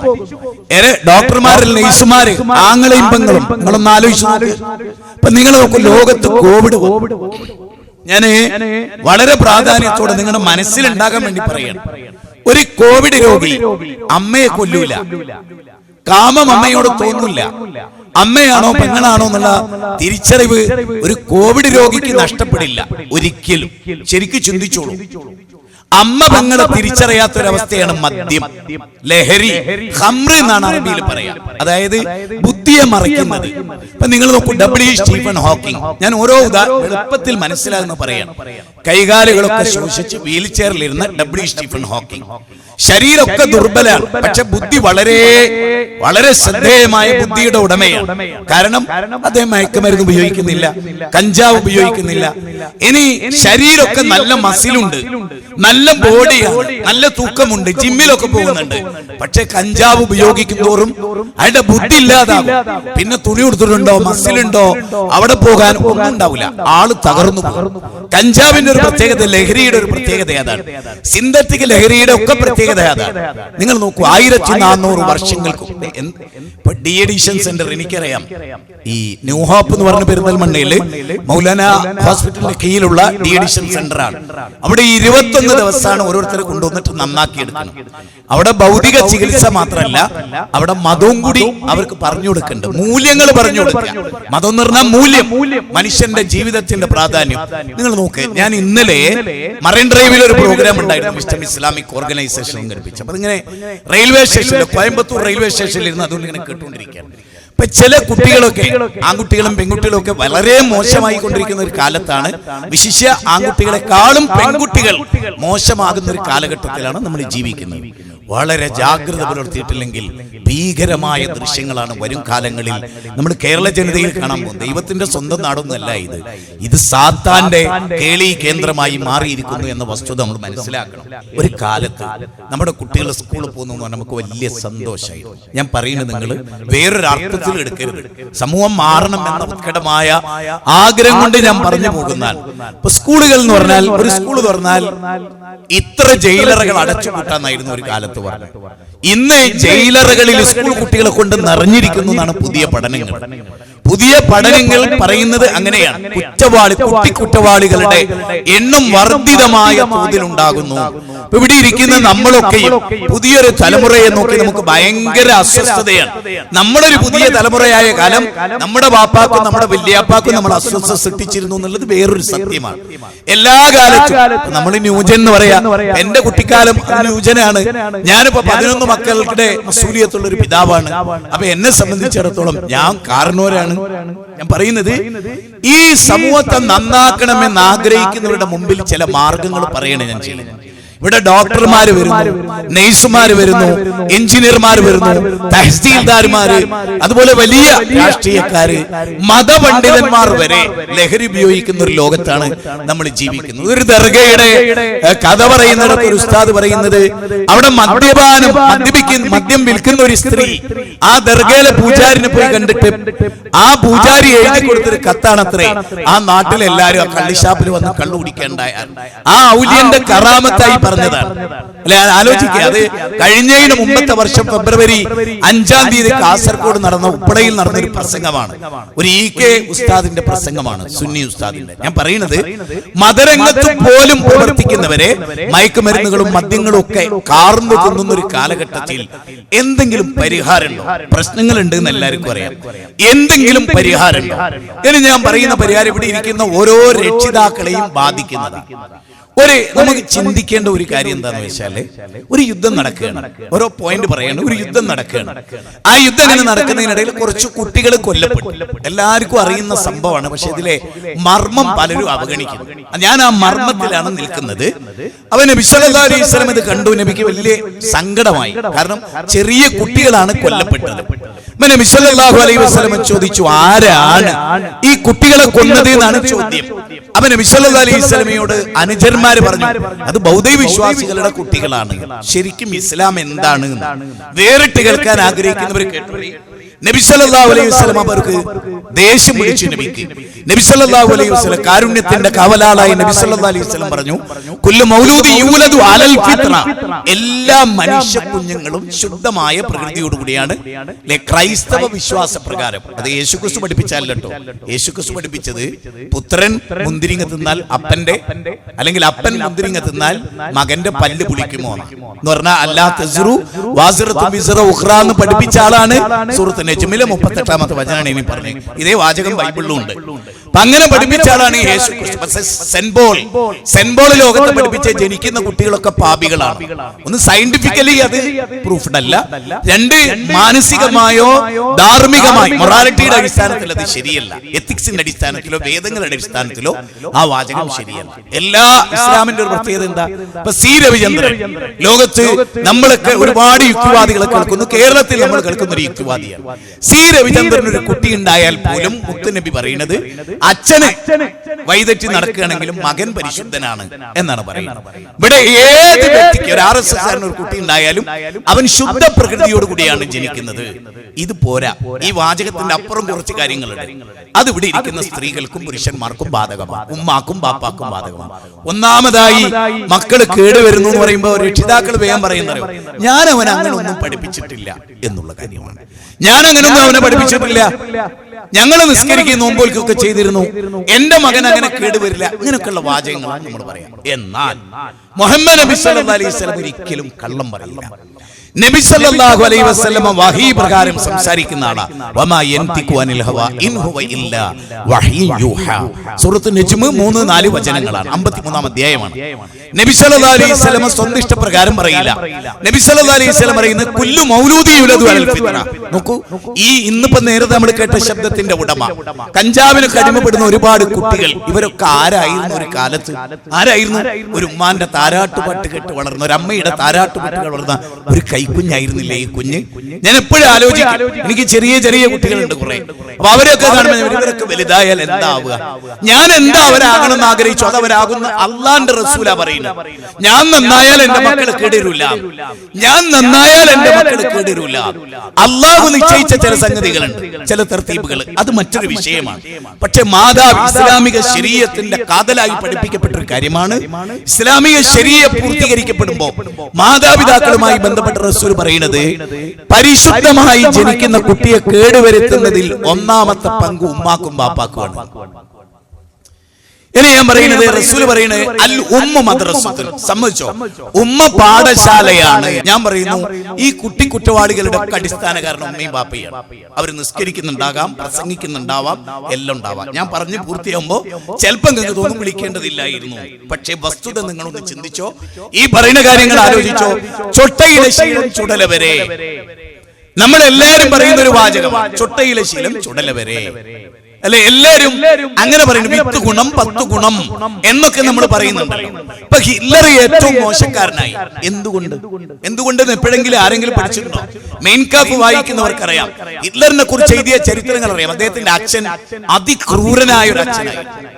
അദ്ദേഹത്തിന്റെ അച്ഛന്റെ പെങ്ങള് അമ്മായി വളരെ മോശം പ്രവർത്തിച്ചിരുന്ന ഒരു സ്ത്രീയായിരുന്നു. ഈ രണ്ടാളുകളും ഹിറ്റ്ലറിനെ ചെറുപ്പത്തിലെ അതിയായി തല്ലുമായിരുന്നു. ആവശ്യമില്ലാതെ തല്ലും, ഉപദ്രവിക്കും, ചീത്ത പറയും, അവനെ ദുഷിച്ച് പറയും. അവന്റെ മനസ്സിൽ എല്ലാവരുടെ ശത്രുതയായിരുന്നു. അല്പമെങ്കിലും ഹിറ്റ്ലറിന് ആരോടെങ്കിലും സ്നേഹം ഉണ്ടായിരുന്നെങ്കിൽ അത് ഹിറ്റ്ലറിന്റെ അമ്മയോട് മാത്രമായിരുന്നു. അല്പം സോഫ്റ്റ് ആയിട്ട് പെരുമാറുന്ന അമ്മയോട്. ഹിറ്റ്ലർ ലോകത്തെ ഏറ്റവും വലിയ ക്രൂരനായി തീർന്നതിൽ അച്ഛനമ്മമാർക്ക് അല്ലെങ്കിൽ അച്ഛന് വലിയ പങ്കുണ്ട്, അമ്മായിക്ക് പങ്കുണ്ടെന്നാണ് ഞാൻ ഈ പറഞ്ഞു വന്നതിനർത്ഥം. ഇവിടെ റസൂലത പറയുന്നത് എന്താണ്? ഒരു കുട്ടി കേടുവരുന്നതിൽ ഞാനത് പറയുമ്പോൾ നിങ്ങളെല്ലാം സമ്മതിക്കും മനസ്സുകൊണ്ട്, പുറത്ത് നിങ്ങൾ പറഞ്ഞിട്ടില്ലെങ്കിലും.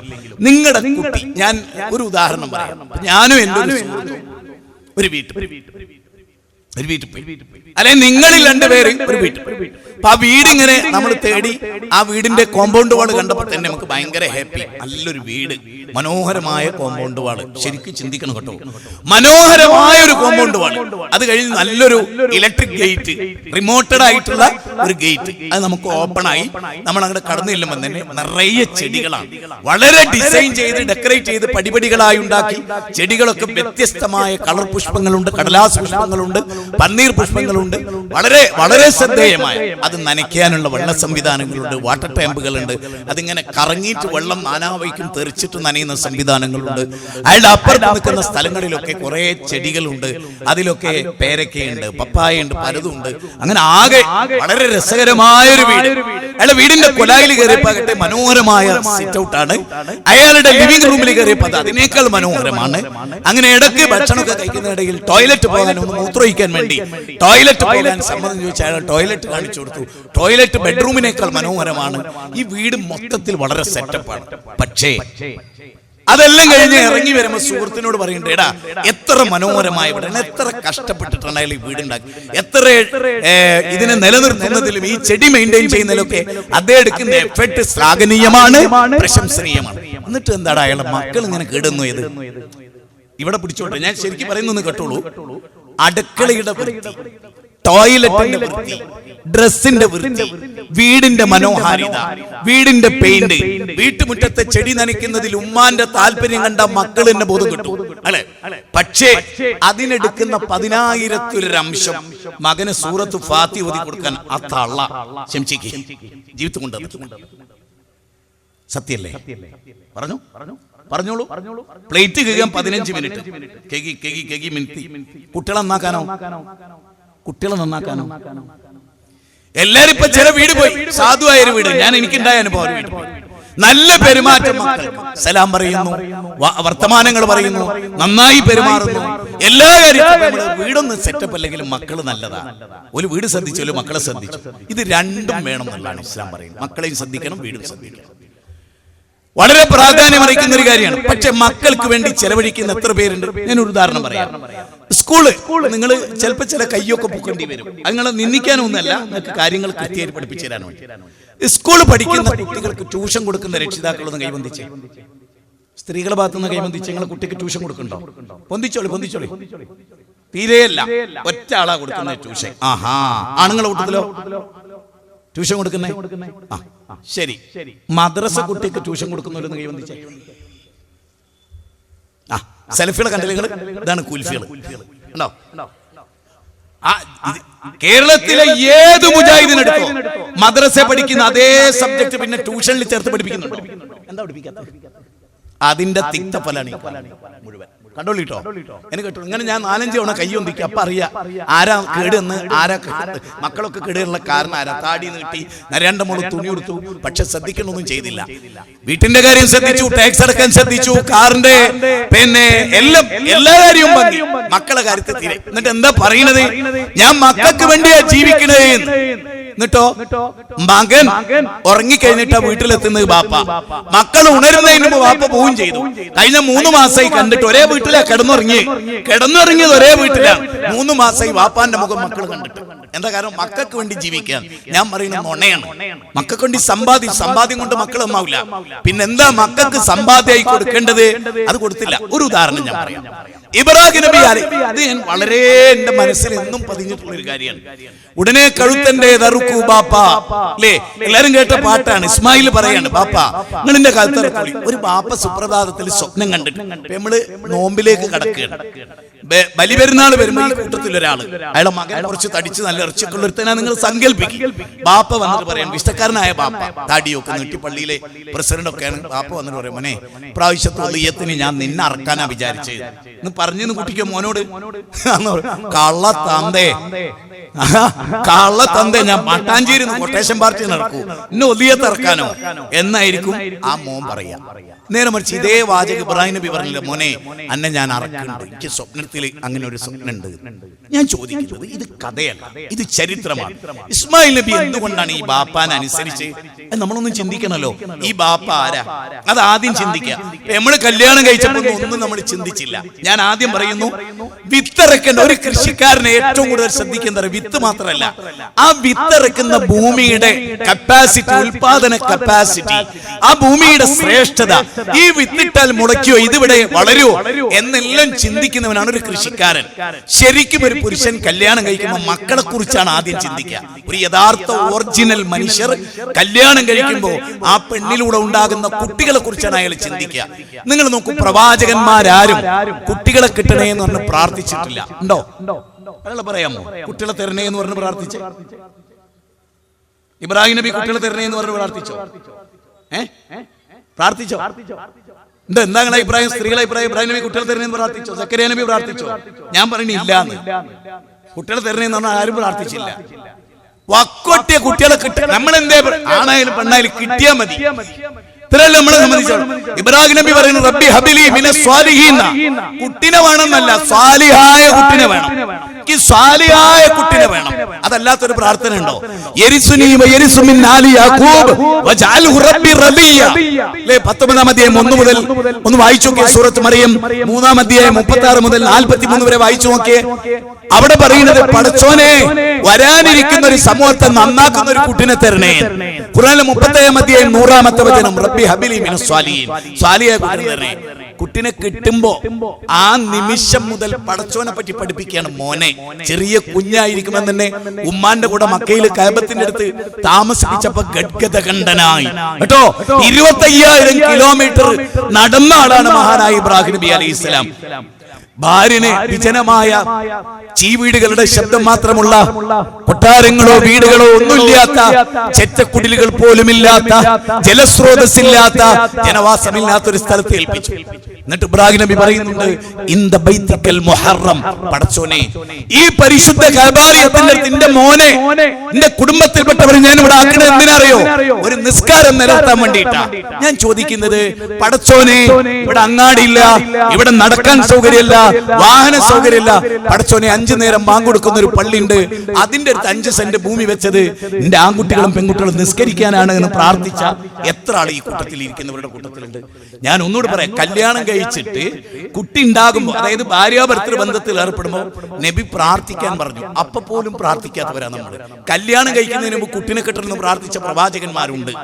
കല്യാണം കഴിഞ്ഞ് കുട്ടിയാകുന്നതിന് മുമ്പ്, അതിനെക്കുറിച്ച് ചിന്തിക്കുന്നതിന് മുമ്പ് പടച്ചോനോട്, പടച്ചോനെ ബന്ധപ്പെട്ട ആ കുട്ടി ഉണ്ടാവില്ല, എനിക്കറിയില്ല, പടച്ചോനെ തരുന്നത് സ്വാലിഹാണേ റബ്ബേ എന്ന് മനസ്സുരുകി പ്രാർത്ഥിച്ചു. കാരണം മക്കൾ നമ്മളെ നിലനിർത്തുന്ന അടുത്ത തലമുറയാണ്, നമ്മളെ അഡ്രസ് ലോകത്ത് പകർത്തുന്ന തലമുറയാണ്.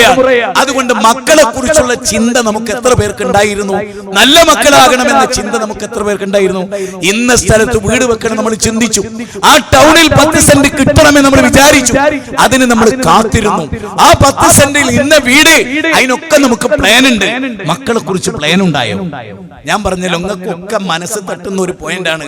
ജീവിതത്തിൽ ഒരിക്കലും മദ്രസയിലെ പഠനം കൂടുതൽ പഠിക്കാൻ ഒരു രക്ഷിതാവ്, ഒരു മുജാഹിദും ഈ 100 കൊല്ലത്തിനിടയിൽ മക്കൾക്ക് കൂടുതൽ ട്യൂഷൻ കൊടുത്തില്ല എന്ന് പറഞ്ഞാൽ ഇതിനേക്കാൾ വലിയ തിന്മെന്നുണ്ട് ലോകത്ത്. സ്കൂളിന് പ്രാധാന്യം എന്താ കിട്ടിയത്? ഇന്ന് എന്താ കിട്ടിയത്? ഞാൻ ഒരു കാര്യം പറഞ്ഞോട്ടെ.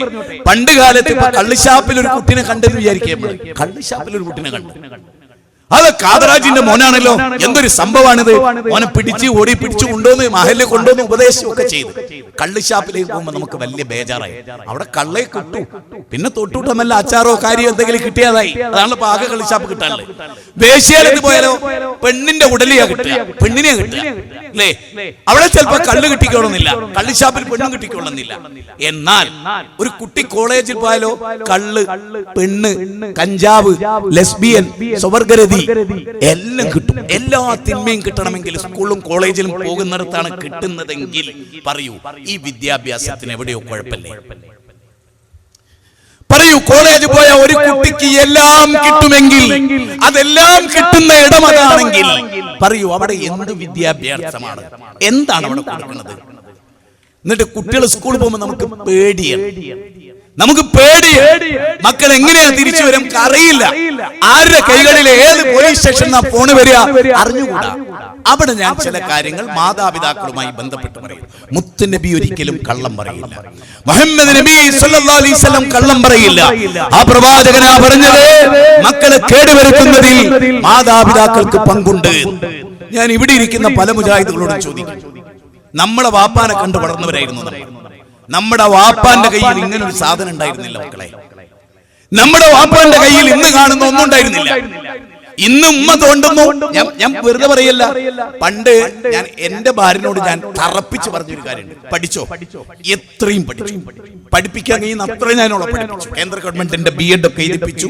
മെന്റർ റിട്ടാർഡേഷന്റെ കുട്ടികളെ പഠിപ്പിക്കാനുള്ള ടീച്ചറാക്കി ഒക്കെ ചെയ്തു. എന്നിട്ട് ഞാൻ അവളോട് ഒരു വാചകം പറഞ്ഞു, നീ പഠിപ്പിക്കുന്നത് എന്റെ മക്കളെ ആയിരിക്കും, എന്റെ വീട്ടിലെ ടീച്ചറായിരിക്കും.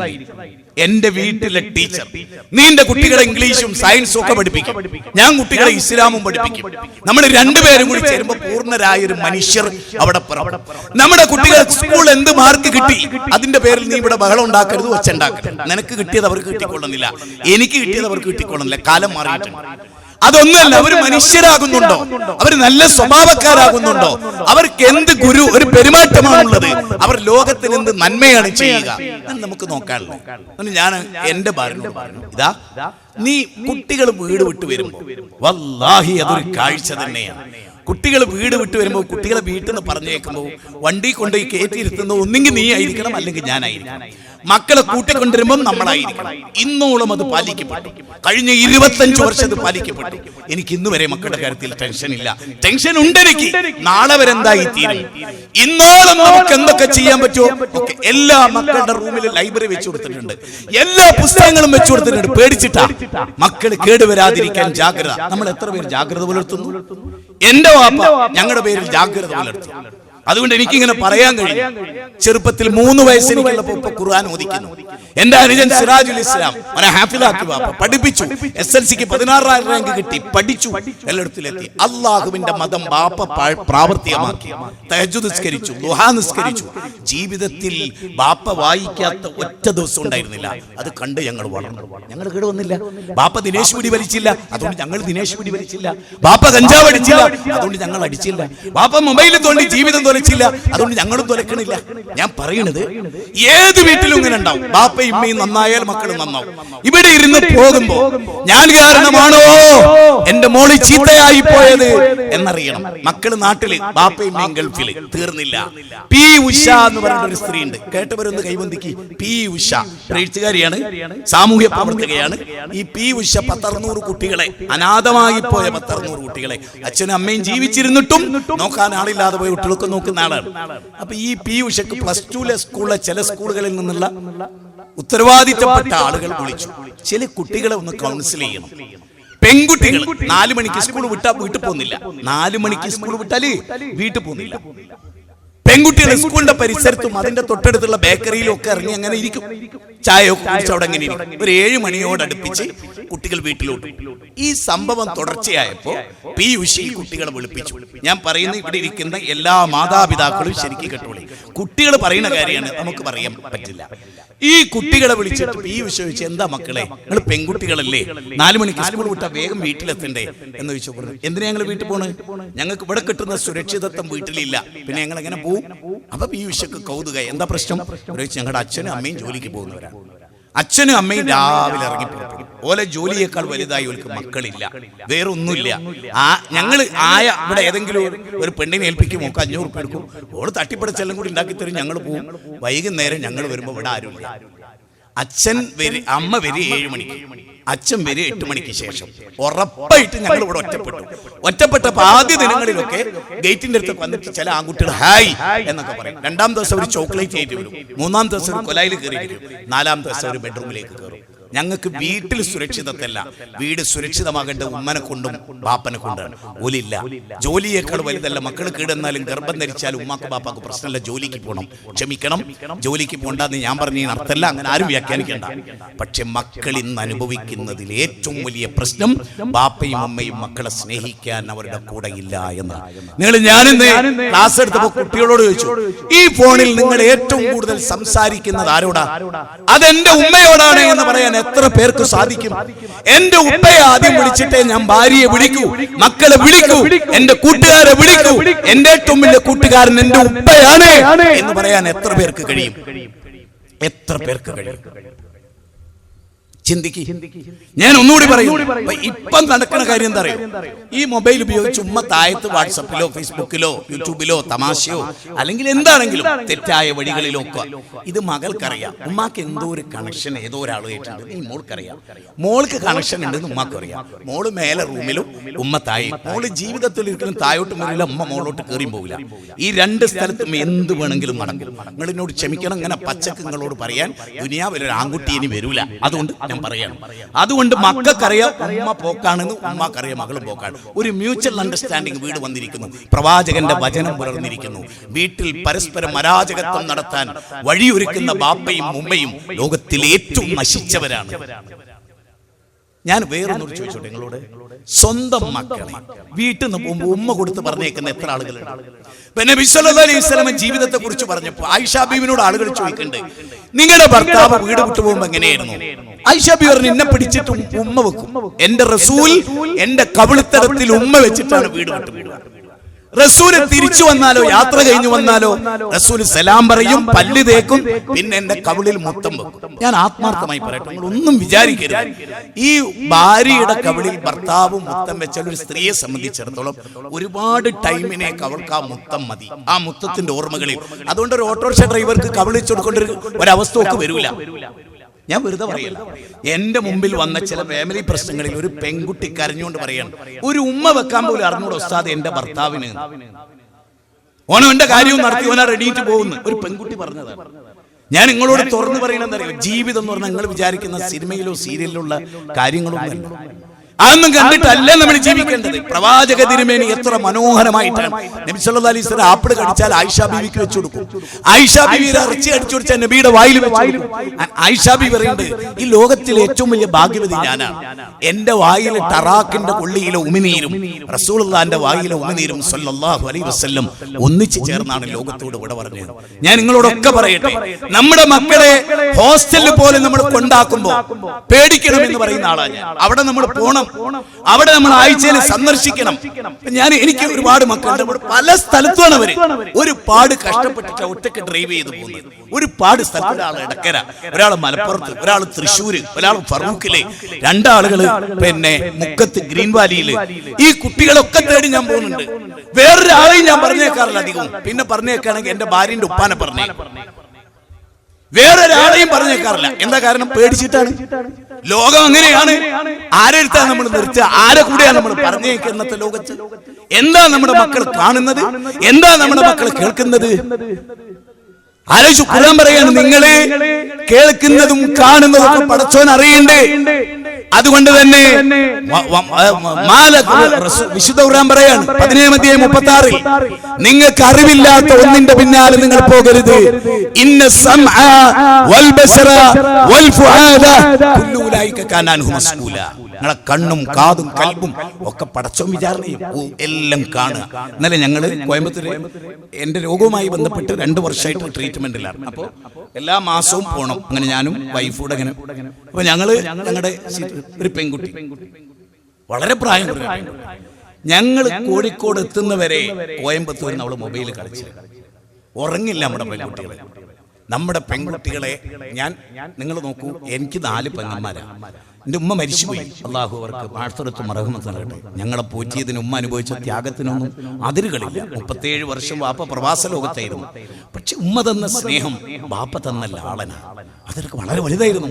ബാപ്പ അല്ലെങ്കിൽ പോലും ബാപ്പാന്റെ കത്ത് ജീവസുറ്റതായി ഞങ്ങളുടെ കയ്യിൽ കിട്ടുമായിരുന്നു. ആഴ്ചയിൽ ഓരോ മക്കൾക്കും കത്ത്, ഓരോ മക്കൾക്കും ആയത്തും ഹദീസും വെച്ച് ബാപ്പ ഞങ്ങളെ എഴുതി, ബാപ്പ ഞങ്ങളുടെ കൂടെയുണ്ട് എന്നൊരു പ്രതീതി ഉണ്ടാക്കി. എല്ലാം പഠിപ്പിക്കും. എന്ത് കാര്യം ഇന്നത്തെ മക്കള് നല്ലൊരു ചായ ഇടുവോ? നിങ്ങളെ മോളെ MBBS ആണ്, നിങ്ങളെ മോളെ ഡിഗ്രിക്ക് പഠിക്കും, ശരിയാണ്. ഒരു നല്ല ചായ ഇടാൻ നിങ്ങൾ നിങ്ങളെ മക്കളെ പഠിപ്പിച്ചിട്ടുണ്ടോ? പണ്ട് കാലത്ത് മക്കൾ മുറ്റടിച്ചു തരും, ഒരെണ്ണത്തിൽ നിന്ന് മുറ്റടിച്ചു തരാൻ നിങ്ങൾക്ക് കിട്ടുന്നുണ്ടോ? അവർ യൂണിഫോം അവർ അലക്കുന്നുണ്ടോ? അറ്റ്ലീസ്റ്റ് ഞാൻ ഈ പറയുന്ന വാചകങ്ങൾ ശ്രദ്ധിച്ചോളി. കഷ്ടപ്പെട്ട് ഉമ്മ മേശപ്പുറത്തുണ്ടാക്കി വെച്ച ഭക്ഷണം കഴിക്കാൻ 100 തവണ വിളിച്ചാലല്ലാതെ മക്കൾ വരുന്നുണ്ടോ? തള്ളേ ഞാനങ്ങ് വരൂലേ, ആർത്ത് കീറോ എന്ന് വരെ ചോദിക്കുന്ന മക്കൾ ഇന്നത്തെ ആധുനിക ലോകത്തുണ്ട്. അത് തിന്നിട്ട് പടച്ചറബാണ് പക്ഷികൾ തിന്നുന്ന മാതിരി സകല സ്ഥലത്തും ചോറ് വാരിട്ട് മേശയൊക്കെ വൃത്തികേടാക്കി. അതിന്റെ ഒരു അർത്ഥം കൂടി എങ്ങനെ അറിയോ? തള്ള ഇതും കൂടെ അങ്ങ് വാരിക്കണം. എങ്ങനെ നന്നാവും ലോകം? എങ്ങനെ നന്നാവും? പുല്ല് പറിച്ചിട്ട് നമ്മുടെ മക്കളെ പുല്ല് പറിക്കും. വീടിന്റെ മുറ്റത്ത് വളർന്ന പുല്ല്, അങ്ങനെ പാരമ്പര്യം നമുക്ക് വിറക് കീറി കൊടുക്കായിരുന്നു. പണ്ട് മടലല്ലേ, അതിങ്ങനെ കാലിലെടുത്ത് വെച്ചിട്ട് ഇങ്ങനെ കീറിയിട്ട് ഉമ്മാക്ക് സഹായിക്കായിരുന്നു. ഓലക്കണ്ണി എന്ന് പറയില്ലേ നമ്മള്, തെങ്ങോലയുടെ അത് കൊടുത്ത് കുട്ടികള് ആക്കിയിട്ട് ചൂട്ട് കെട്ടി കൊടുത്തിരുന്നു. ചൂല് മടഞ്ഞു. അങ്ങനെ എന്തെങ്കിലും ഉണ്ടോ നമ്മുടെ മക്കൾക്ക്? രാവും പകലും ഈ മൊബൈലില്ല നമ്മുടെ മക്കൾ. എന്തിന്? ഒരതിഥി വീട്ടിൽ കയറി വന്നാൽ നമ്മൾ നാണം കെടും, സലാം പറയാത്ത, മുഖത്ത് നോക്കാത്ത, ഈ മൊബൈലുമായി നടന്ന് മുകളിലോട്ട് കയറുന്ന മക്കളെ കണ്ടാൽ എന്തിനു പറ്റും ആ പൗരൻ? ആ പൗരൻ ഈ രാഷ്ട്രത്തിന് സമർപ്പിച്ചിട്ട് എന്താ? ഓൻ എല്ലാ കാര്യങ്ങളും ഇവിടെ കിട്ടുകയാണ്. ഞാൻ ഒന്നുകൂടി പറയുന്നു, ക്ഷമിക്കുക. പണ്ട് ഒരാൺകുട്ടിനെ പെൺകുട്ടിന്റെ കൂടെ കണ്ടാൽ ഭയങ്കര പ്രശ്നമായിരുന്നു നമുക്ക്. ഞാനൊക്കെ ഏറ്റവും ടെൻഷൻ അടിക്കുന്നറിയോ? ഒരു പെണ്ണും കൂടുതൽ സ്നേഹിച്ചു തുടങ്ങിയാൽ നിങ്ങൾ മനസ്സിലായിക്കോളി, ആണിനേക്കാൾ അപകടകാരികളാണ് ഈ രണ്ട് പെണ്ണെന്ന് മനസ്സിലായിക്കോളി. നല്ലോണം മനസ്സിലാക്കി, ഇതൊന്നും നിങ്ങളോട് ആരും പറയില്ല. ഇന്നൊരു പെൺകുട്ടികളുടെ ഫോട്ടോ എടുക്കൽ കണ്ടറിയാം, ഒരു തമ്മിലുള്ള ബന്ധം വെറും സ്നേഹമല്ല, ആദില നൂറയാകാൻ പരിശ്രമിക്കുകയാണ് നമ്മുടെ മക്കൾ. മനസ്സിലാക്കിക്കൊള്ളി. ഉസ്താദെ, എന്ന് ഞങ്ങൾ എങ്ങനെ കിടന്നുറങ്ങും? നിങ്ങളൊന്നും ഉറങ്ങണ്ട, നിങ്ങളിന്ന് കിടന്നുറങ്ങരുത്. ഞാൻ കുറച്ച് ദിവസം ഇതേ റേഞ്ചിൽ പറഞ്ഞുകൊണ്ടിരിക്കും. സ്വന്തം മാതാപിതാക്കൾക്ക് എന്ത് ബാധ്യത പിന്നുള്ളത്? ഈ ചെടിക്ക് രാവും പകലും വെള്ളം കൊടുത്തില്ല, ടെൻഷനാ. ഉമ്മ എന്നിട്ട് ടൂർ പോയി ഊട്ടി എന്ന് പറയാ, ചെടിയൊക്കെ ഉണങ്ങി പോയിട്ടുണ്ടാവും. നിന്റെ മോനെ നീ ബാംഗ്ലൂർ പഠിപ്പിക്കുന്നുണ്ട്, ഓൻ ഉണങ്ങി പോയിട്ടുണ്ട്, ഓൻ ചെയ്യാത്ത തെമ്മാടിത്തങ്ങളില്ല, അതിൽ നിനക്ക് ടെൻഷൻ ഇല്ല. വീട്ടുമുറ്റത്തെ ചെടി ഉണങ്ങി പോയില്ല, ടെൻഷൻ. ചിന്തിക്ക്, തിരിച്ചു നടക്ക്, ലോകത്തെ തിരിച്ചെടുത്ത് ധാർമ്മികതയിലേക്ക് 1400 വർഷങ്ങൾക്കപ്പുറത്തേക്ക് സ്വന്തം മക്കളെ വിളിച്ചു വരുത്തുന്ന രംഗമുണ്ട്. ഇബ്രാഹിം നബി സൂറത്ത് ബഖറ 2-ാം അധ്യായം 132-ാമത്തെ വചനം. മക്കളോട് ചോദിക്കാം, ലിബറലിസം ആണോ മക്കളെ വേണ്ടത്? എയ്ഡ്സും എബോളയും സിഫിലിസും പിടിക്കുന്ന ഈ തോന്നിയാസാണോ വേണ്ടത്? ഇസ്ലാമിക ജീവിതമാണോ മോനെ വേണ്ടത്? ഇബ്രാഹിം നബി ചോദിക്കാണ്. സൂറത്ത് ബഖറ 132 വായിച്ചു നോക്കേ. 133 ഒരു നബിയുടെ സ്വഭാവത്തെ പറ്റി പറയാൻ. അം കുൻതും ശുഹദാ ഇദ ഹദറ യാഖൂബൽ മൗത്ത്. യാക്കൂബ് നബിക്ക് മരണാസന്നായപ്പോ മക്കളെ മുഴുവൻ വിളിച്ചു വരുത്തി. ഞാൻ പറയുന്നത്, ഒരു വീട് എന്തായിരിക്കണം എന്നതിനെ കുറിച്ചാണ് പറയുന്നത്. വിളിച്ചു വരുത്തിയിട്ട് മക്കളോട് ചോദിക്കും, എനിക്ക് 38 ഹോട്ടലുണ്ട്, എനിക്ക് 5 ടെക്സ്റ്റൈൽസ് ഉണ്ട്, അതൊക്കെ മക്കളെ നിങ്ങൾ ആരൊക്കെ നോക്കുക? അല്ല, അം കുൻതും ശുഹദാ ഇദ ഹദറ യാഖൂബൽ മൗത്ത്. എന്നിട്ട് ചോദിക്കണം, എന്റെ മരണശേഷം, എന്റെ കാലശേഷം നിങ്ങൾ ആരെയാ മക്കളെ ആരാധിക്കുക? നിങ്ങൾ മലക്കുകൾ ആരാധിക്കോ, ജിന്നിനെ ആരാധിക്കോ, സൃഷ്ടികൾ ആരാധിക്കോ, അമ്പിയാക്കൾ ആരാധിക്കോ, ഔലിയാക്കൾ ആരാധിക്കോ? ആരെയാ നിങ്ങൾ ആരാധിക്കുക? തൗഹീദ് ഉറപ്പിച്ചു കൊടുക്കുക മക്കൾക്ക്. എന്തിന്? നിങ്ങൾ ആലോചിച്ചു, ഇബ്രാഹിം നബി വജ്നുബിനി വബനിയ അൻ നഅബുദൽ അസ്നാം. പടച്ചോനെ, ഞാനും എന്റെ മക്കളും വിഗ്രഹാരാധകരായി പോവരുതേ. 14-ാം അധ്യായം 35-ാമത്തെ വചനം. എന്തിന്? യൂസുഫ് നബി എന്ന മകൻ നഷ്ടപ്പെട്ട് കരഞ്ഞ് കണ്ടുകലങ്ങിയ വാപ്പാന്റെ സ്നേഹം എന്താ? ആ ബാപ്പ ആദ്യം മകനെ ഉപദേശിച്ച എന്താ? മോനെ, നിന്റെ കാക്കാര് എന്റെ മോനെ, നിന്റെ മക്കൾ എന്റെ മോനെ.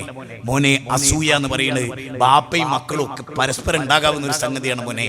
അതുകൊണ്ട് ഈ സ്വപ്നന്റെ പൊന്നു മോനെ ഒരു കാരണവശാലും മോനെ പറയല്ലേ. അത് പറഞ്ഞു കൊടുത്തതിന്റെ പേരിലാണ് പൊട്ടക്കണ്ടൽ അറിയപ്പെട്ടത്. ബാപ്പ ഉപദേശിക്കായിരുന്നു, ഓരോ മൊമെന്റിലും ബാപ്പാർ ഇടപെടുകയായിരുന്നു. അതാണ് ഖുർആൻ, അതാണ് ഖുർആൻ പഠിപ്പിച്ചത്. നടത്തിയിട്ട് മാത്രം കാര്യമല്ല,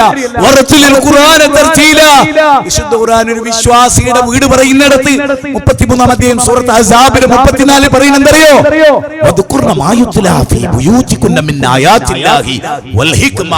ഒന്ന് കേട്ടു നോക്കായത്. ഖുർആനിൽ ഇത് ഉണ്ടില്ലേ? ഇപ്പൊ കേൾക്കുന്ന പോലെ ആയിരിക്കും. 33-ലെ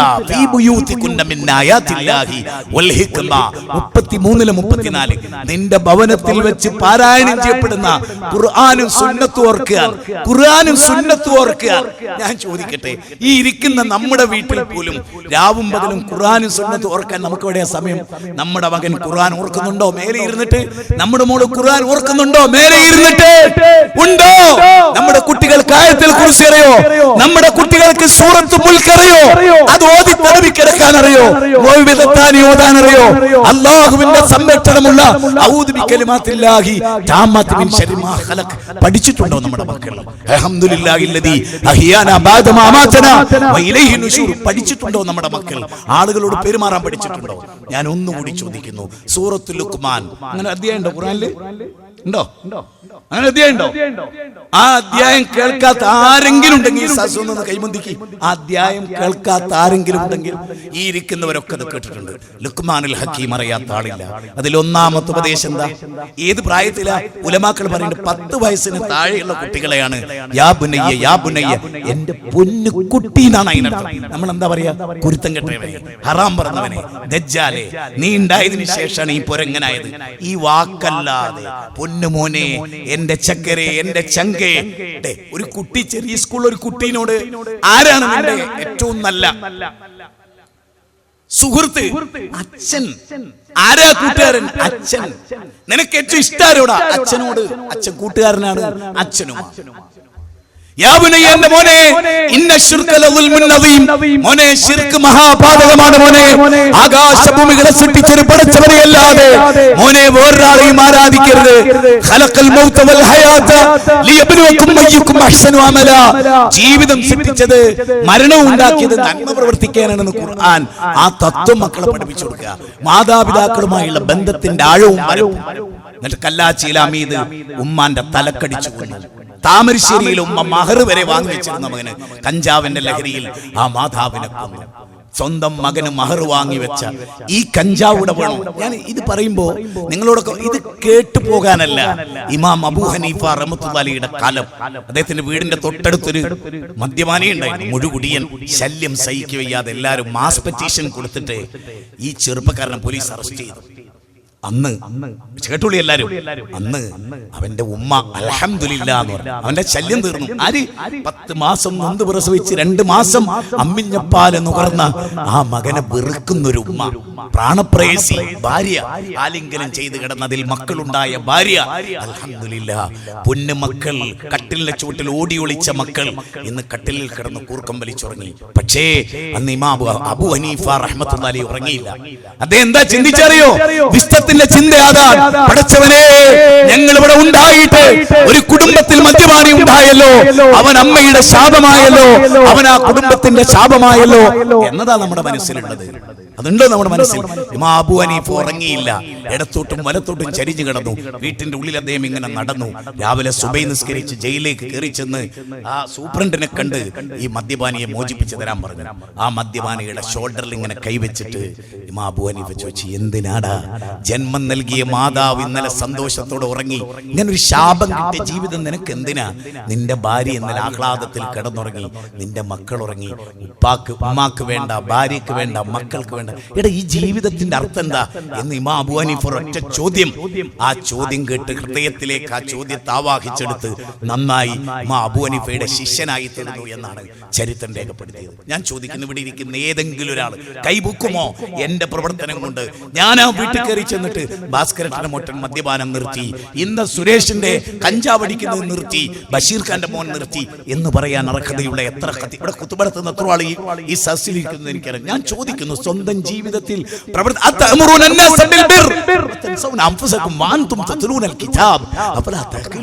നിങ്ങൾ ജനങ്ങളോട് നന്മ കൽപ്പിക്കുന്ന നിങ്ങളുടെ കാര്യത്തിൽ നിങ്ങൾ മറക്കുന്നു. നിങ്ങൾ വേദം പാരായണം ചെയ്തിട്ടില്ലേ? നന്മ കൽപ്പിക്കുക എന്ന് പറഞ്ഞാൽ മഹാനായ നൂഹ് നബി ഉറക്കെ വിളിച്ചില്ലേ? അവരെ പതുക്കെ വിളിച്ചില്ലേ? രഹസ്യമായി വിളിച്ചില്ലേ? പരസ്യമായി വിളിച്ചില്ലേ? രാവും പകലുമില്ലാതെ ധാർമ്മികതയിലേക്ക്, തൗഹീദിലേക്ക് വിളിച്ചില്ലേ നൂഹ് അലൈഹിസ്സലാം? നമ്മുടെ ബാധ്യത എന്താണ് എന്ന് നമ്മൾ മനസ്സിലാക്കി. ഫിറൗന്റെ കൊട്ടാരത്തിൽ വരെ കയറി ചെന്നില്ലേ? മാഫിയ സംഘങ്ങൾ അരങ്ങു തീർക്കുന്ന ഒരു ഇന്ത്യ ഇത്. ഇന്ത്യ കേരളത്തിൽ നിന്ന് മാത്രമല്ല, വിദേശ രാജ്യത്തു നിന്നാണ് ലഹരി, സിന്തറ്റിക് ലഹരികൾ വരുന്നത്. പെൺകുട്ടികൾ വ്യാപകമായി അത് ഉപയോഗിക്കുന്നു, അവരെ കേരിയറായി ഉപയോഗിക്കപ്പെടുന്നു. നമ്മുടെ മക്കളെ കുറിച്ച് ഞാൻ ഇത് പറയുമ്പോൾ ഒരു കാര്യം ചോദിച്ചാൽ, ഞാൻ ഇവിടെ ഇരിക്കുന്ന മക്കളോടൊക്കെ പറയാണ്, പരലോകത്തൊരു വിലാപത്തെ പറ്റി പറയുന്നുണ്ട് ഖുർആൻ. ഒരു വിലാപം. ആ വിലാപം എന്താ അറിയാം? 2 സ്ഥലത്ത് ഖുർആൻ അത് വളരെ ഗംഭീരമായി പറയും. ഒന്ന് മാ സലക്കക്കും ഫീ സഖർ, എന്തേ നിങ്ങൾ സഖറിൽ എറിയപ്പെട്ടത്, എന്തേ നിങ്ങൾ സഖറിൽ എറിയപ്പെട്ടത്, എന്തേ നിങ്ങൾ നരകത്ത് പോയത്? മാ സലക്കക്കും ഫീ സഖർ ഖാലു ലം നകു മിനൽ മുസല്ലീൻ വലം നകു നുത്ഇമുൽ മിസ്കീൻ ഫകുന്നാ നഖൂദു മഅൽ ഖായിദീൻ. മൂന്ന് കാര്യം അവിടെ പറഞ്ഞു. നാലാമത്തെ കാര്യന്റെ നേരത്തായ കാണാം. പരലോകത്തിൽ നിഷേധിച്ചു. ഞങ്ങൾ നിസ്കരിക്കുമായിരുന്നില്ല, പാവപ്പെട്ടവർക്ക് ഭക്ഷണം കൊടുക്കുമായിരുന്നില്ല. നോക്കൂ, പാവപ്പെട്ടവർക്ക് ഭക്ഷണം കൊടുത്ത് വൈബാകാൻ എത്ര പേരവിടെ കിട്ടും? മൂന്നാമത്തെ കാര്യം അതാ വൈബ്. ഏതാ മൂന്നാമത്തെ കാര്യം? ഞങ്ങൾ ലോകത്തിലെ വൃത്തികെട്ടവരുമായിട്ടായിരുന്നു ഞങ്ങളുടെ കൂട്ടുകെട്ട്. ആ കൂട്ടുകെട്ട് ഞങ്ങളെ നശിപ്പിച്ചു. അതല്ലേ ആ പയ്യൻ വിശദീകരിച്ചത്? അതല്ലേ ഇവിടെ നമ്മൾ ക്ലിപ്പിലൂടെ കേട്ടത്? ആലോചിച്ചു നോക്ക്, നമുക്ക് എന്ത് ബാധ്യതയാണ് ഈ സമൂഹത്തോട്? Man is A social animal എന്ന് പ്രസംഗിക്കാൻ എളുപ്പമാണ്. ഈ സമൂഹ ഗാത്രം നശിച്ചു പോകരുത്. ചിലരൊക്കെ പറയും മൈ ബോഡി മൈ ചോയ്സ്. എല്ലാം നുണയാണ്. നിന്റെ ശരീരമല്ല. അതിന്റെ ഒരു വിരൽ തുമ്പുണ്ടാക്കാൻ നിന്നെ പോലെയുള്ള യുക്തിവാദികൾ 1,00,000 ഒരുമിച്ച് കൂടിയാൽ ആ വിരൽ തുമ്പിനെ ശരിപ്പെടുത്താൻ കഴിയില്ല. നിനക്ക് ബാധ്യതകൾ ഒന്നും നിന്റെ ശരീരത്തിലില്ല. നിന്റെ കിഡ്നി അടിച്ചു പോയാൽ, നിന്റെ ഹാർട്ട് നിന്ന് പോയാൽ അതിലൊന്നും നിനക്ക് പങ്കാളിത്തമില്ല. അഹങ്കാരമാണ് ഈ വിളിച്ചു പറഞ്ഞുകൊണ്ടിരിക്കുന്നത്. അതുകൊണ്ട് രക്ഷിതാക്കളോടാണ് ഞാൻ പറയുന്നത്, നിങ്ങൾ ആരെങ്കിലും ജീവിതത്തിൽ, ഇവിടെ ഇരിക്കുന്ന ആണുങ്ങളോട് ഞാൻ നിങ്ങളെ കുറ്റപ്പെടുത്താൻ കരുതരുത്. നിങ്ങളെ വീട്ടിൽ നിന്ന് മക്കൾ സ്കൂളിൽ പോയാൽ ആ സ്കൂളിലെ മീറ്റിംഗിൽ ഇവിടെ ഇരിക്കുന്ന സ്ത്രീകളല്ലാതെ നിങ്ങൾ എത്ര തവണ പോയിട്ടുണ്ട്? എന്നും നമ്മുടെ മക്കളുടെ സ്കൂൾ മീറ്റിംഗിൽ പങ്കെടുക്കുന്ന, മദ്രസ മീറ്റിംഗിൽ പങ്കെടുക്കുന്ന ആണുങ്ങളൊന്ന് കൈബന്ധിക്കും. പടച്ചോനോർത്തിട്ട് ഇനിയെങ്കിലും നമുക്ക് തിരുത്തണം.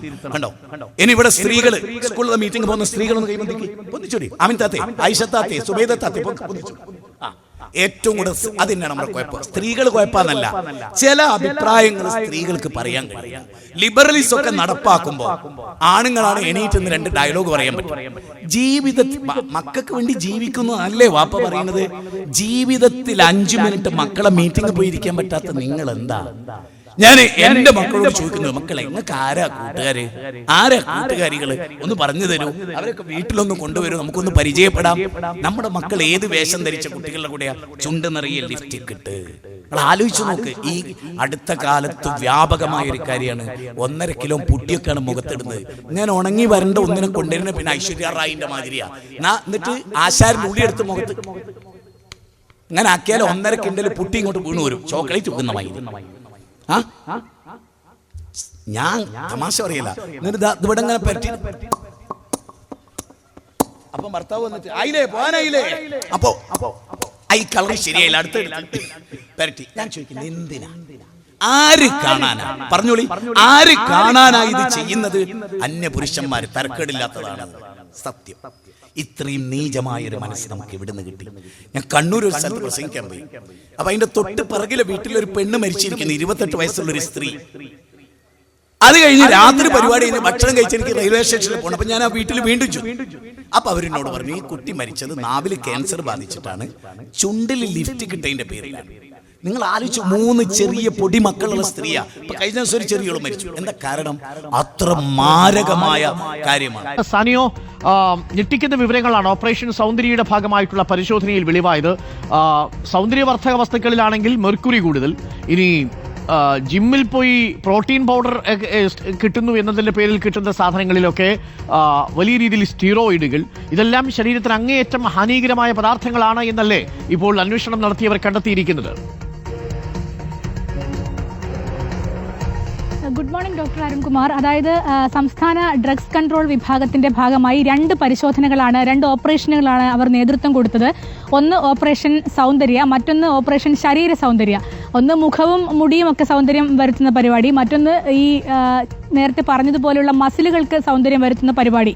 2ലും വ്യാപകമായി കണ്ടെത്തിയിരിക്കുന്നത് മെർക്കുറിയുടെയും അതുപോലെ സ്റ്റിറോയിഡുകളുടെയും അംശമാണ് എന്നുള്ള ഞെട്ടിക്കുന്ന വെളിപ്പെടുത്തലുകളാണ് വരുന്നത്. അതായത് ഓപ്പറേഷൻ സൗന്ദര്യയുടെ ഭാഗമായി ഇവിടെ ഡീറ്റെയിലുകൾക്ക് സമയമില്ല. കാരണം വിശുദ്ധ ഖുർആൻ സൂറത്ത് ബഖറയിലെ 138 ഒരു കാര്യം പറയുന്നുണ്ട്.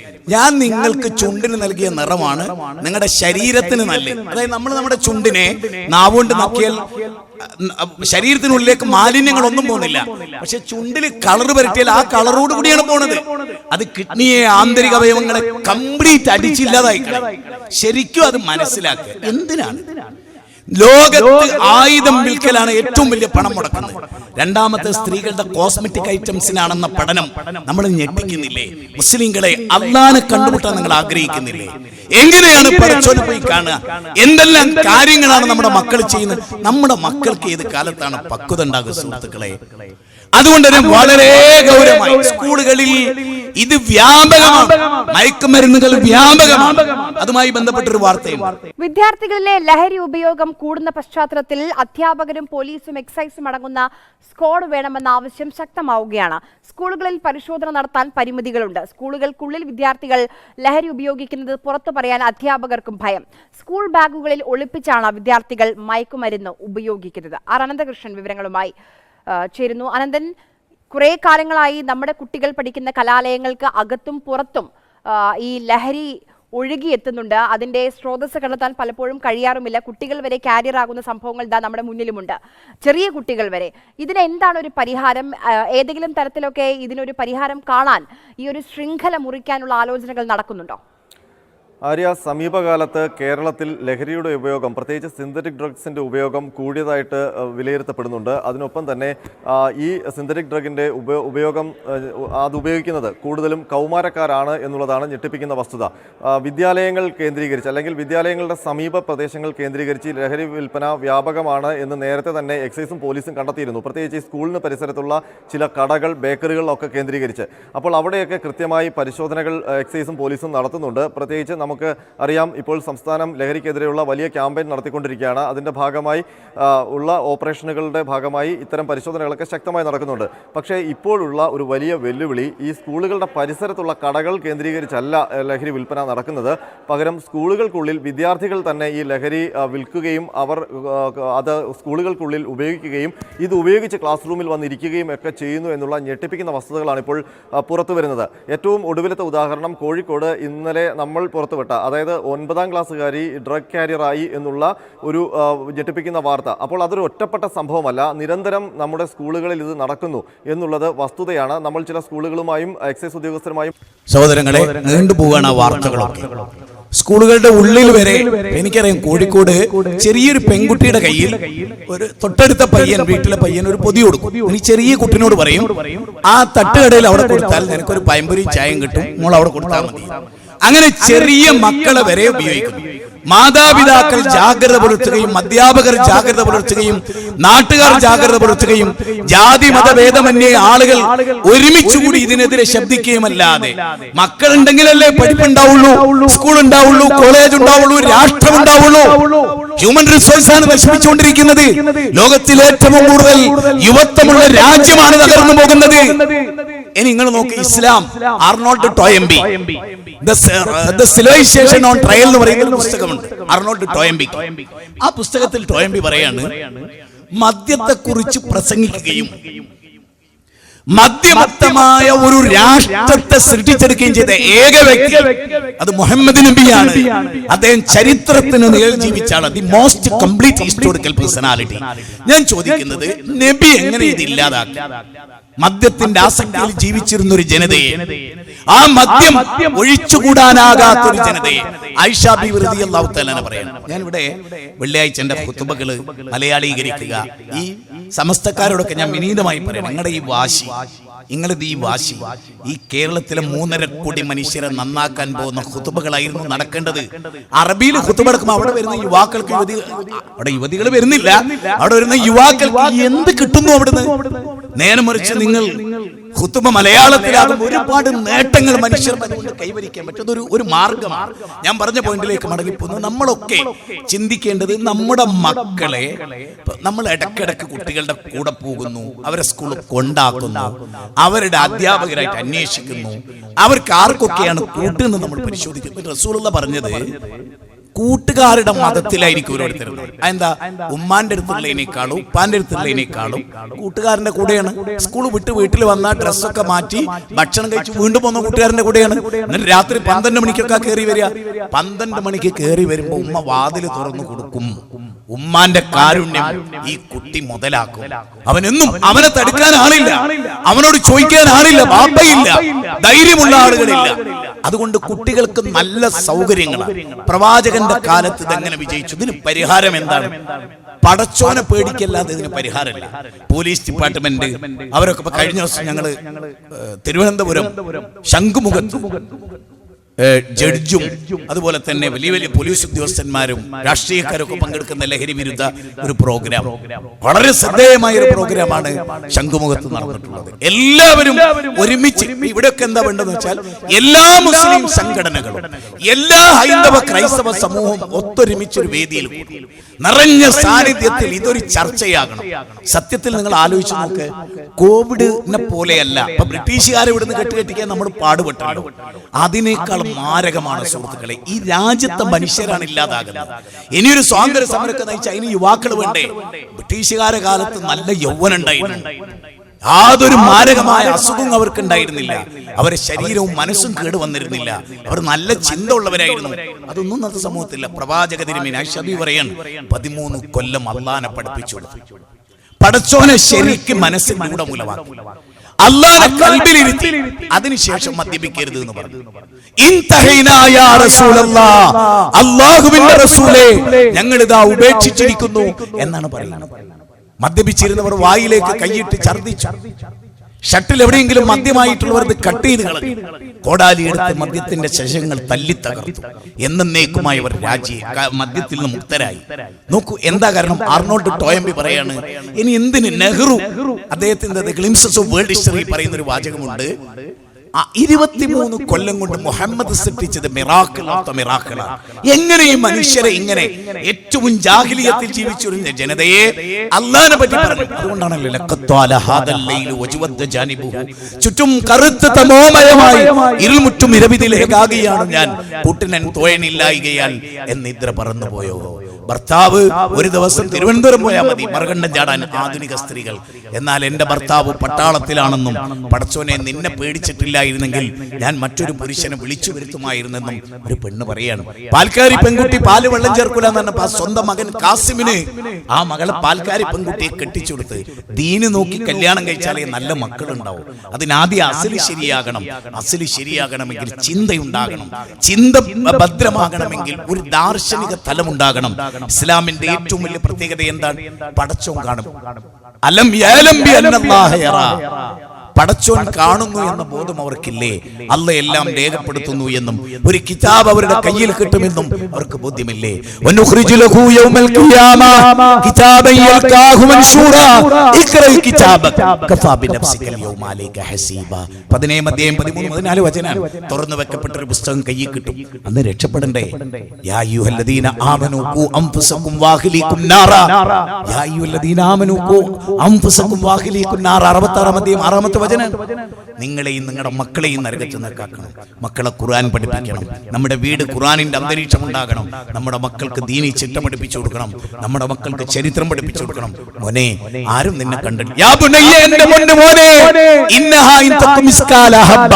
മോനെ, ഒരു ചെറിയ കാര്യം, എത്ര ചെറുത്. സിന്തറ്റിക് ലഹരി എന്നൊക്കെ പറയണം. ഈ MDMA എന്ന് പറയുന്നത് പഞ്ചസാര തരി പോലത്തെ ഒരു സാധനമാണ്. എൻ്റെ വലിയ ക്രിസ്റ്റലാണ്. നമ്മുടെ സാധാരണ കൽക്കണ്ടിയുടെ ഒക്കെ പീസ് പോലെ. അതിങ്ങനെ പൊടിച്ചിട്ട് പേപ്പറിൽ ഉപയോഗിച്ചപ്പോൾ ഒന്നും അറിയില്ല. ഈ ഹോമിയോ മരുന്ന് കൊടുത്ത മാതിരി ഉണ്ടാവും. ഈ സാധനം എത്ര ചെറുതാണെങ്കിലും മോനെ, അല്ല ഇത് അറിയുന്നുണ്ട് മോനെ. അല്ലത് പുറത്തു കൊണ്ടുവരും മോനെ. യാ ബുനയ്യ, എൻ്റെ പൊന്നുമോനെ, അഖ്മിസ്സലാ, മോനെ നിസ്കരിക്കണേ, വഅ്മുറു ബിൽ മഅറൂഫ്, നന്മ കൽപ്പിക്കുന്ന മോനാകണേ മോനെ എന്ന് ബാപ്പ ചേർത്ത് പിടിച്ച് നെഞ്ചത്തോട് വെച്ച് പറയാൻ. മക്കളെ നിങ്ങൾ നോക്കി, ഇന്ന് പലപ്പോഴും നിങ്ങൾ ശ്രദ്ധിച്ചാൽ കാണാൻ പറ്റും. മക്കൾ ടൂർ പോകുക എന്ന് പറഞ്ഞു വിചാരിക്കുക. 3 ദിവസം കഴിഞ്ഞ് മടങ്ങി വരുന്ന ബാപ്പ പറയും, ഞാനും പോരെ മോളെ, എന്റെ കാറിൽ നിനക്ക് പോകാം, ഊട്ടി തന്നെ വല്ല ബസ്സിന്റെ പിന്നിൽ നമുക്ക് പോകാന്ന് പറഞ്ഞു നോക്ക്. ഉള്ളൊരു ഞാൻ കൊന്നാ പോകില്ല, നിങ്ങളെ കൂടെ ജീവിതം മരിക്കണവരെ എനിക്ക് ടൂർ പോണ്ട. എന്താ കാരണം എന്നറിയാം? നിങ്ങളെ മോക്ക് ചില തരികട, നിങ്ങൾ പോന്നാ അത് നടക്കൂല. നല്ല മോളും നല്ല വാപ്പയും മോനും ആണെങ്കിൽ വാപ്പ പോന്നോളൂ, സന്തോഷം, എനിക്ക് അവിടെ പോകണമെന്നേ ഉള്ളൂ, കുട്ടികളൊക്കെ പോകുന്നുണ്ട്, അത്രേ ഉണ്ടാവും. നേരെ മറിച്ച് ഇന്നത്തെ മക്കൾ കൊന്നാൽ കൂട്ടുകൂടി സാധനം വാങ്ങിക്കാൻ പോകുമ്പോൾ ഉമ്മ പോറ്റേന്ന് വെച്ചാൽ ഉമ്മ ഉണ്ടാ. ഞാൻ ഇന്നാളോട് പറഞ്ഞിട്ട് ഓൾ ഇന്നടുത്ത് വന്നേക്കൂ, അത് ഓള് തന്നെയാണോ ഓൻ തന്നെയാണോ? നമ്മൾ ജീവിതത്തിൽ ശ്രദ്ധിച്ചിട്ടില്ല, പോയിട്ടില്ല. മക്കൾ ട്യൂഷനാന്ന് പറഞ്ഞു പോയി, പിറകെ പോയി നോക്കിയിട്ടുണ്ടോ? പോയി നോക്കണം, അവിടെ പോയി നിൽക്കണം, മക്കളെ പഠിക്കണം, മക്കളെ പരിശോധിക്കണം. എന്നിട്ട് കൂടെ നിർത്തിയിട്ട് പറയണം, മോളെ ഇന്ന് വാപ്പ ഒരു കാര്യം അറിഞ്ഞിട്ടുണ്ട്, മോനെ ഇന്നൊരു കാര്യം അറിഞ്ഞിട്ടുണ്ട്, എന്റെ കുട്ടി ചെയ്യരുത് കേട്ടോ. നിങ്ങൾ നോക്കിക്കോ, ഞാൻ ഈ പറഞ്ഞ പോലെ ഈ കാളികാവ് പരിസരത്തെ മാറ്റാൻ ഒന്ന് ശ്രമിച്ചു നോക്ക്. ഇൻഷാ അല്ലാഹ് ഈ ജനത നന്നാവും, ഈ ജനത മാറും. നരകത്തെ കുറിച്ച് അവർക്ക് പഠിപ്പിച്ചു കൊടുക്കാതെ നബി സല്ലല്ലാഹു അലൈഹി വസല്ലം വിളിച്ച് അല്ലാഹ് പറഞ്ഞ ആദാൻ, യാ അയ്യുഹൻ നബിയ്യു ഇന്നാ അർസൽനാക ഷാഹിദൻ വമുബശ്ശിറൻ വനദീറാ വദാഇയൻ ഇലല്ലാഹ് ബിഇദ്നിഹി വസിറാജൻ മുനീറ. ഓ നബിയേ, 33 അധ്യായം 45 46 വചനമാണ്. ഓ നബിയേ, അങ്ങ് ഷാഹിദ, നരകത്തെ കുറിച്ച് താക്കീത്, സ്വർഗ്ഗത്തെ കുറിച്ച് സന്തോഷവാർത്ത. ഫഅൻദർതുകും നാറൻ തലല്ലാഹ്, സൂറത്തുൽ ലൈലിലെ 14ാമത്തെ വചനമാണ്. ഉമർ ബിൻ അബ്ദുൽ അസീസ് അത് ഓതുമ്പോൾ ബോധരഹിതനായി നിലത്ത് വീണു. ആളുകൾ ചുറ്റിലും കൂടി ഫഅൻദർതുകും നാറൻ തലല്ലാഹ്. നമ്മുടെ നാവിൽ ഖുർആൻ ഉണ്ടോ? നമ്മുടെ നാവിൽ ഈ ബോധമുണ്ടോ? കല്ലാ ഇന്നഹാ ലല്ലാ നസ്അഅത്തുൽ ലിശവാ, സൂറത്ത് മആരിജിലെ 15-16 വചനമാണ്.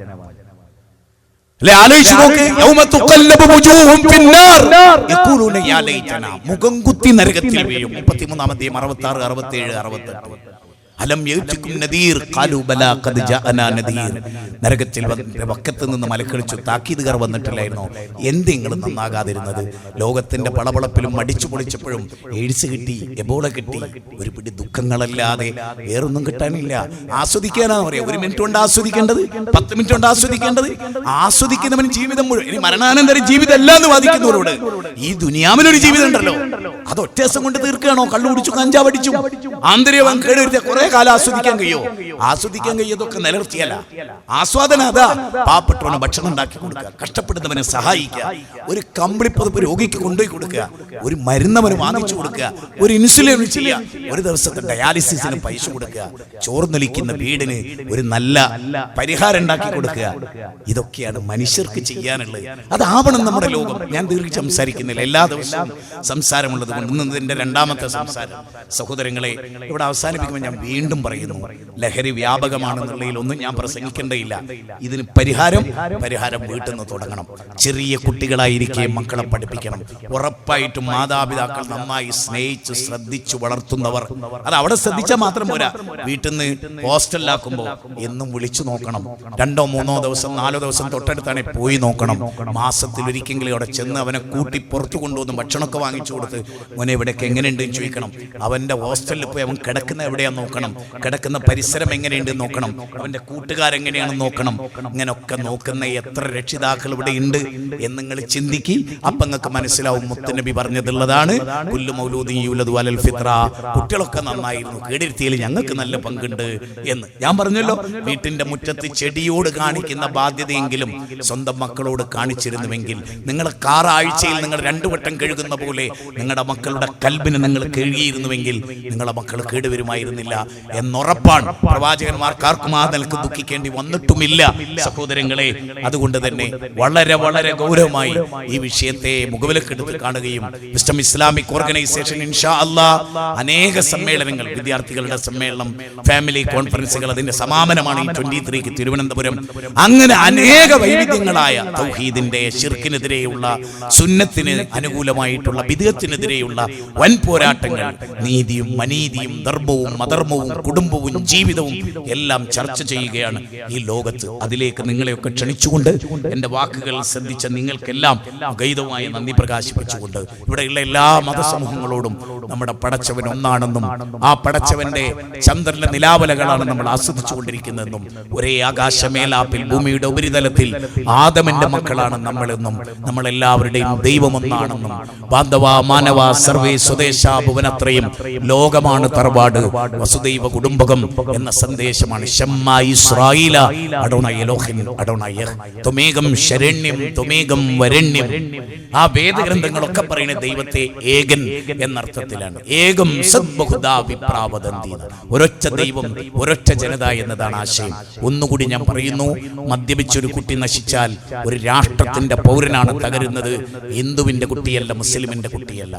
ഏത് കുട്ടികൾ നശിക്കുന്നതും നാടിനാപത്താണ്. അതുകൊണ്ട് എല്ലാവരും ഒറ്റക്കെട്ടായി മക്കളുടെ കാര്യത്തിൽ മുന്നിട്ടിറങ്ങുകയും യുവതീവാക്കളുടെ അബദ്ധ സഞ്ചാരത്തിനെതിരെ ശക്തമായി ബോധവൽക്കരിക്കുകയും അവരെ കൃത്യമായ ശിക്ഷണത്തോടെ വളർത്തുകയും ചെയ്താൽ അഭിമാനപൂർവമായ ഒരു കാളികാവ് നാളുകളിൽ ഉണ്ടാകും.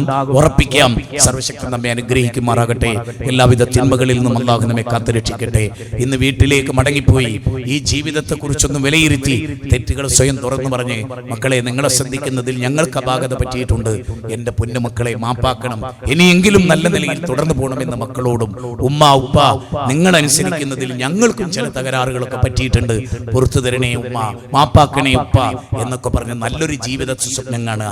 എന്നിട്ട് എഞ്ചിനീയർ ആവുക, കഞ്ചാവടിക്കാത്ത കള്ളു കുടിക്കാത്ത ഡോക്ടർ ഉണ്ടാവുക, കള്ളു കുടിക്കാത്ത സാമൂഹ്യ പ്രവർത്തകൻ ഉണ്ടാകുക, കള്ളു കുടിക്കാത്ത അധ്യാപകൻ ഉണ്ടാകുക, കഞ്ചാവടിക്കാത്ത കുട്ടികൾ ഉണ്ടാകുക, നല്ല ടീച്ചേഴ്സ് ഉണ്ടാകുക. മക്കളെ നോക്കുമെന്ന് ഉറപ്പുണ്ടെങ്കിൽ ജോലിക്ക് പോവുക, മക്കളെ കൃത്യമായി ശ്രദ്ധിക്കും, മോണിറ്റർ ചെയ്യും എന്ന് ഉറപ്പുണ്ടെങ്കിൽ പോവുക. അല്ലെ ഏറ്റവും വലിയ ജോലി വീട്ടിൽ നിന്നുകൊണ്ട് മക്കളെ വളർത്തലാണെന്നറിയാം. ബാപ്പാനേക്കാൾ ബാധ്യത ഉമ്മാർക്കുണ്ടെന്നറിയാം. ആ ബാധ്യത നിർവഹിച്ചില്ലെങ്കിൽ പടച്ചവന്റെ മുമ്പിൽ വിചാരണ നേരിടേണ്ടി വരുമെന്ന ബോധ്യം ഉണ്ടാവുക. അള്ളാഹുവിലേക്ക് ഏത് നിമിഷവും മടങ്ങിപ്പോകുമെന്നും നമ്മൾ വിചാരിക്കാത്തൊരു സമയത്ത് മരിക്കുമെന്നും ഓർക്കുക. അള്ളാഹു നമുക്ക് എല്ലാറ്റിനും തൗഫീക്ക് ചെയ്യട്ടെ. നമ്മുടെ ന്യൂനതകൾ അള്ളാഹു പുറത്തു തരട്ടെ.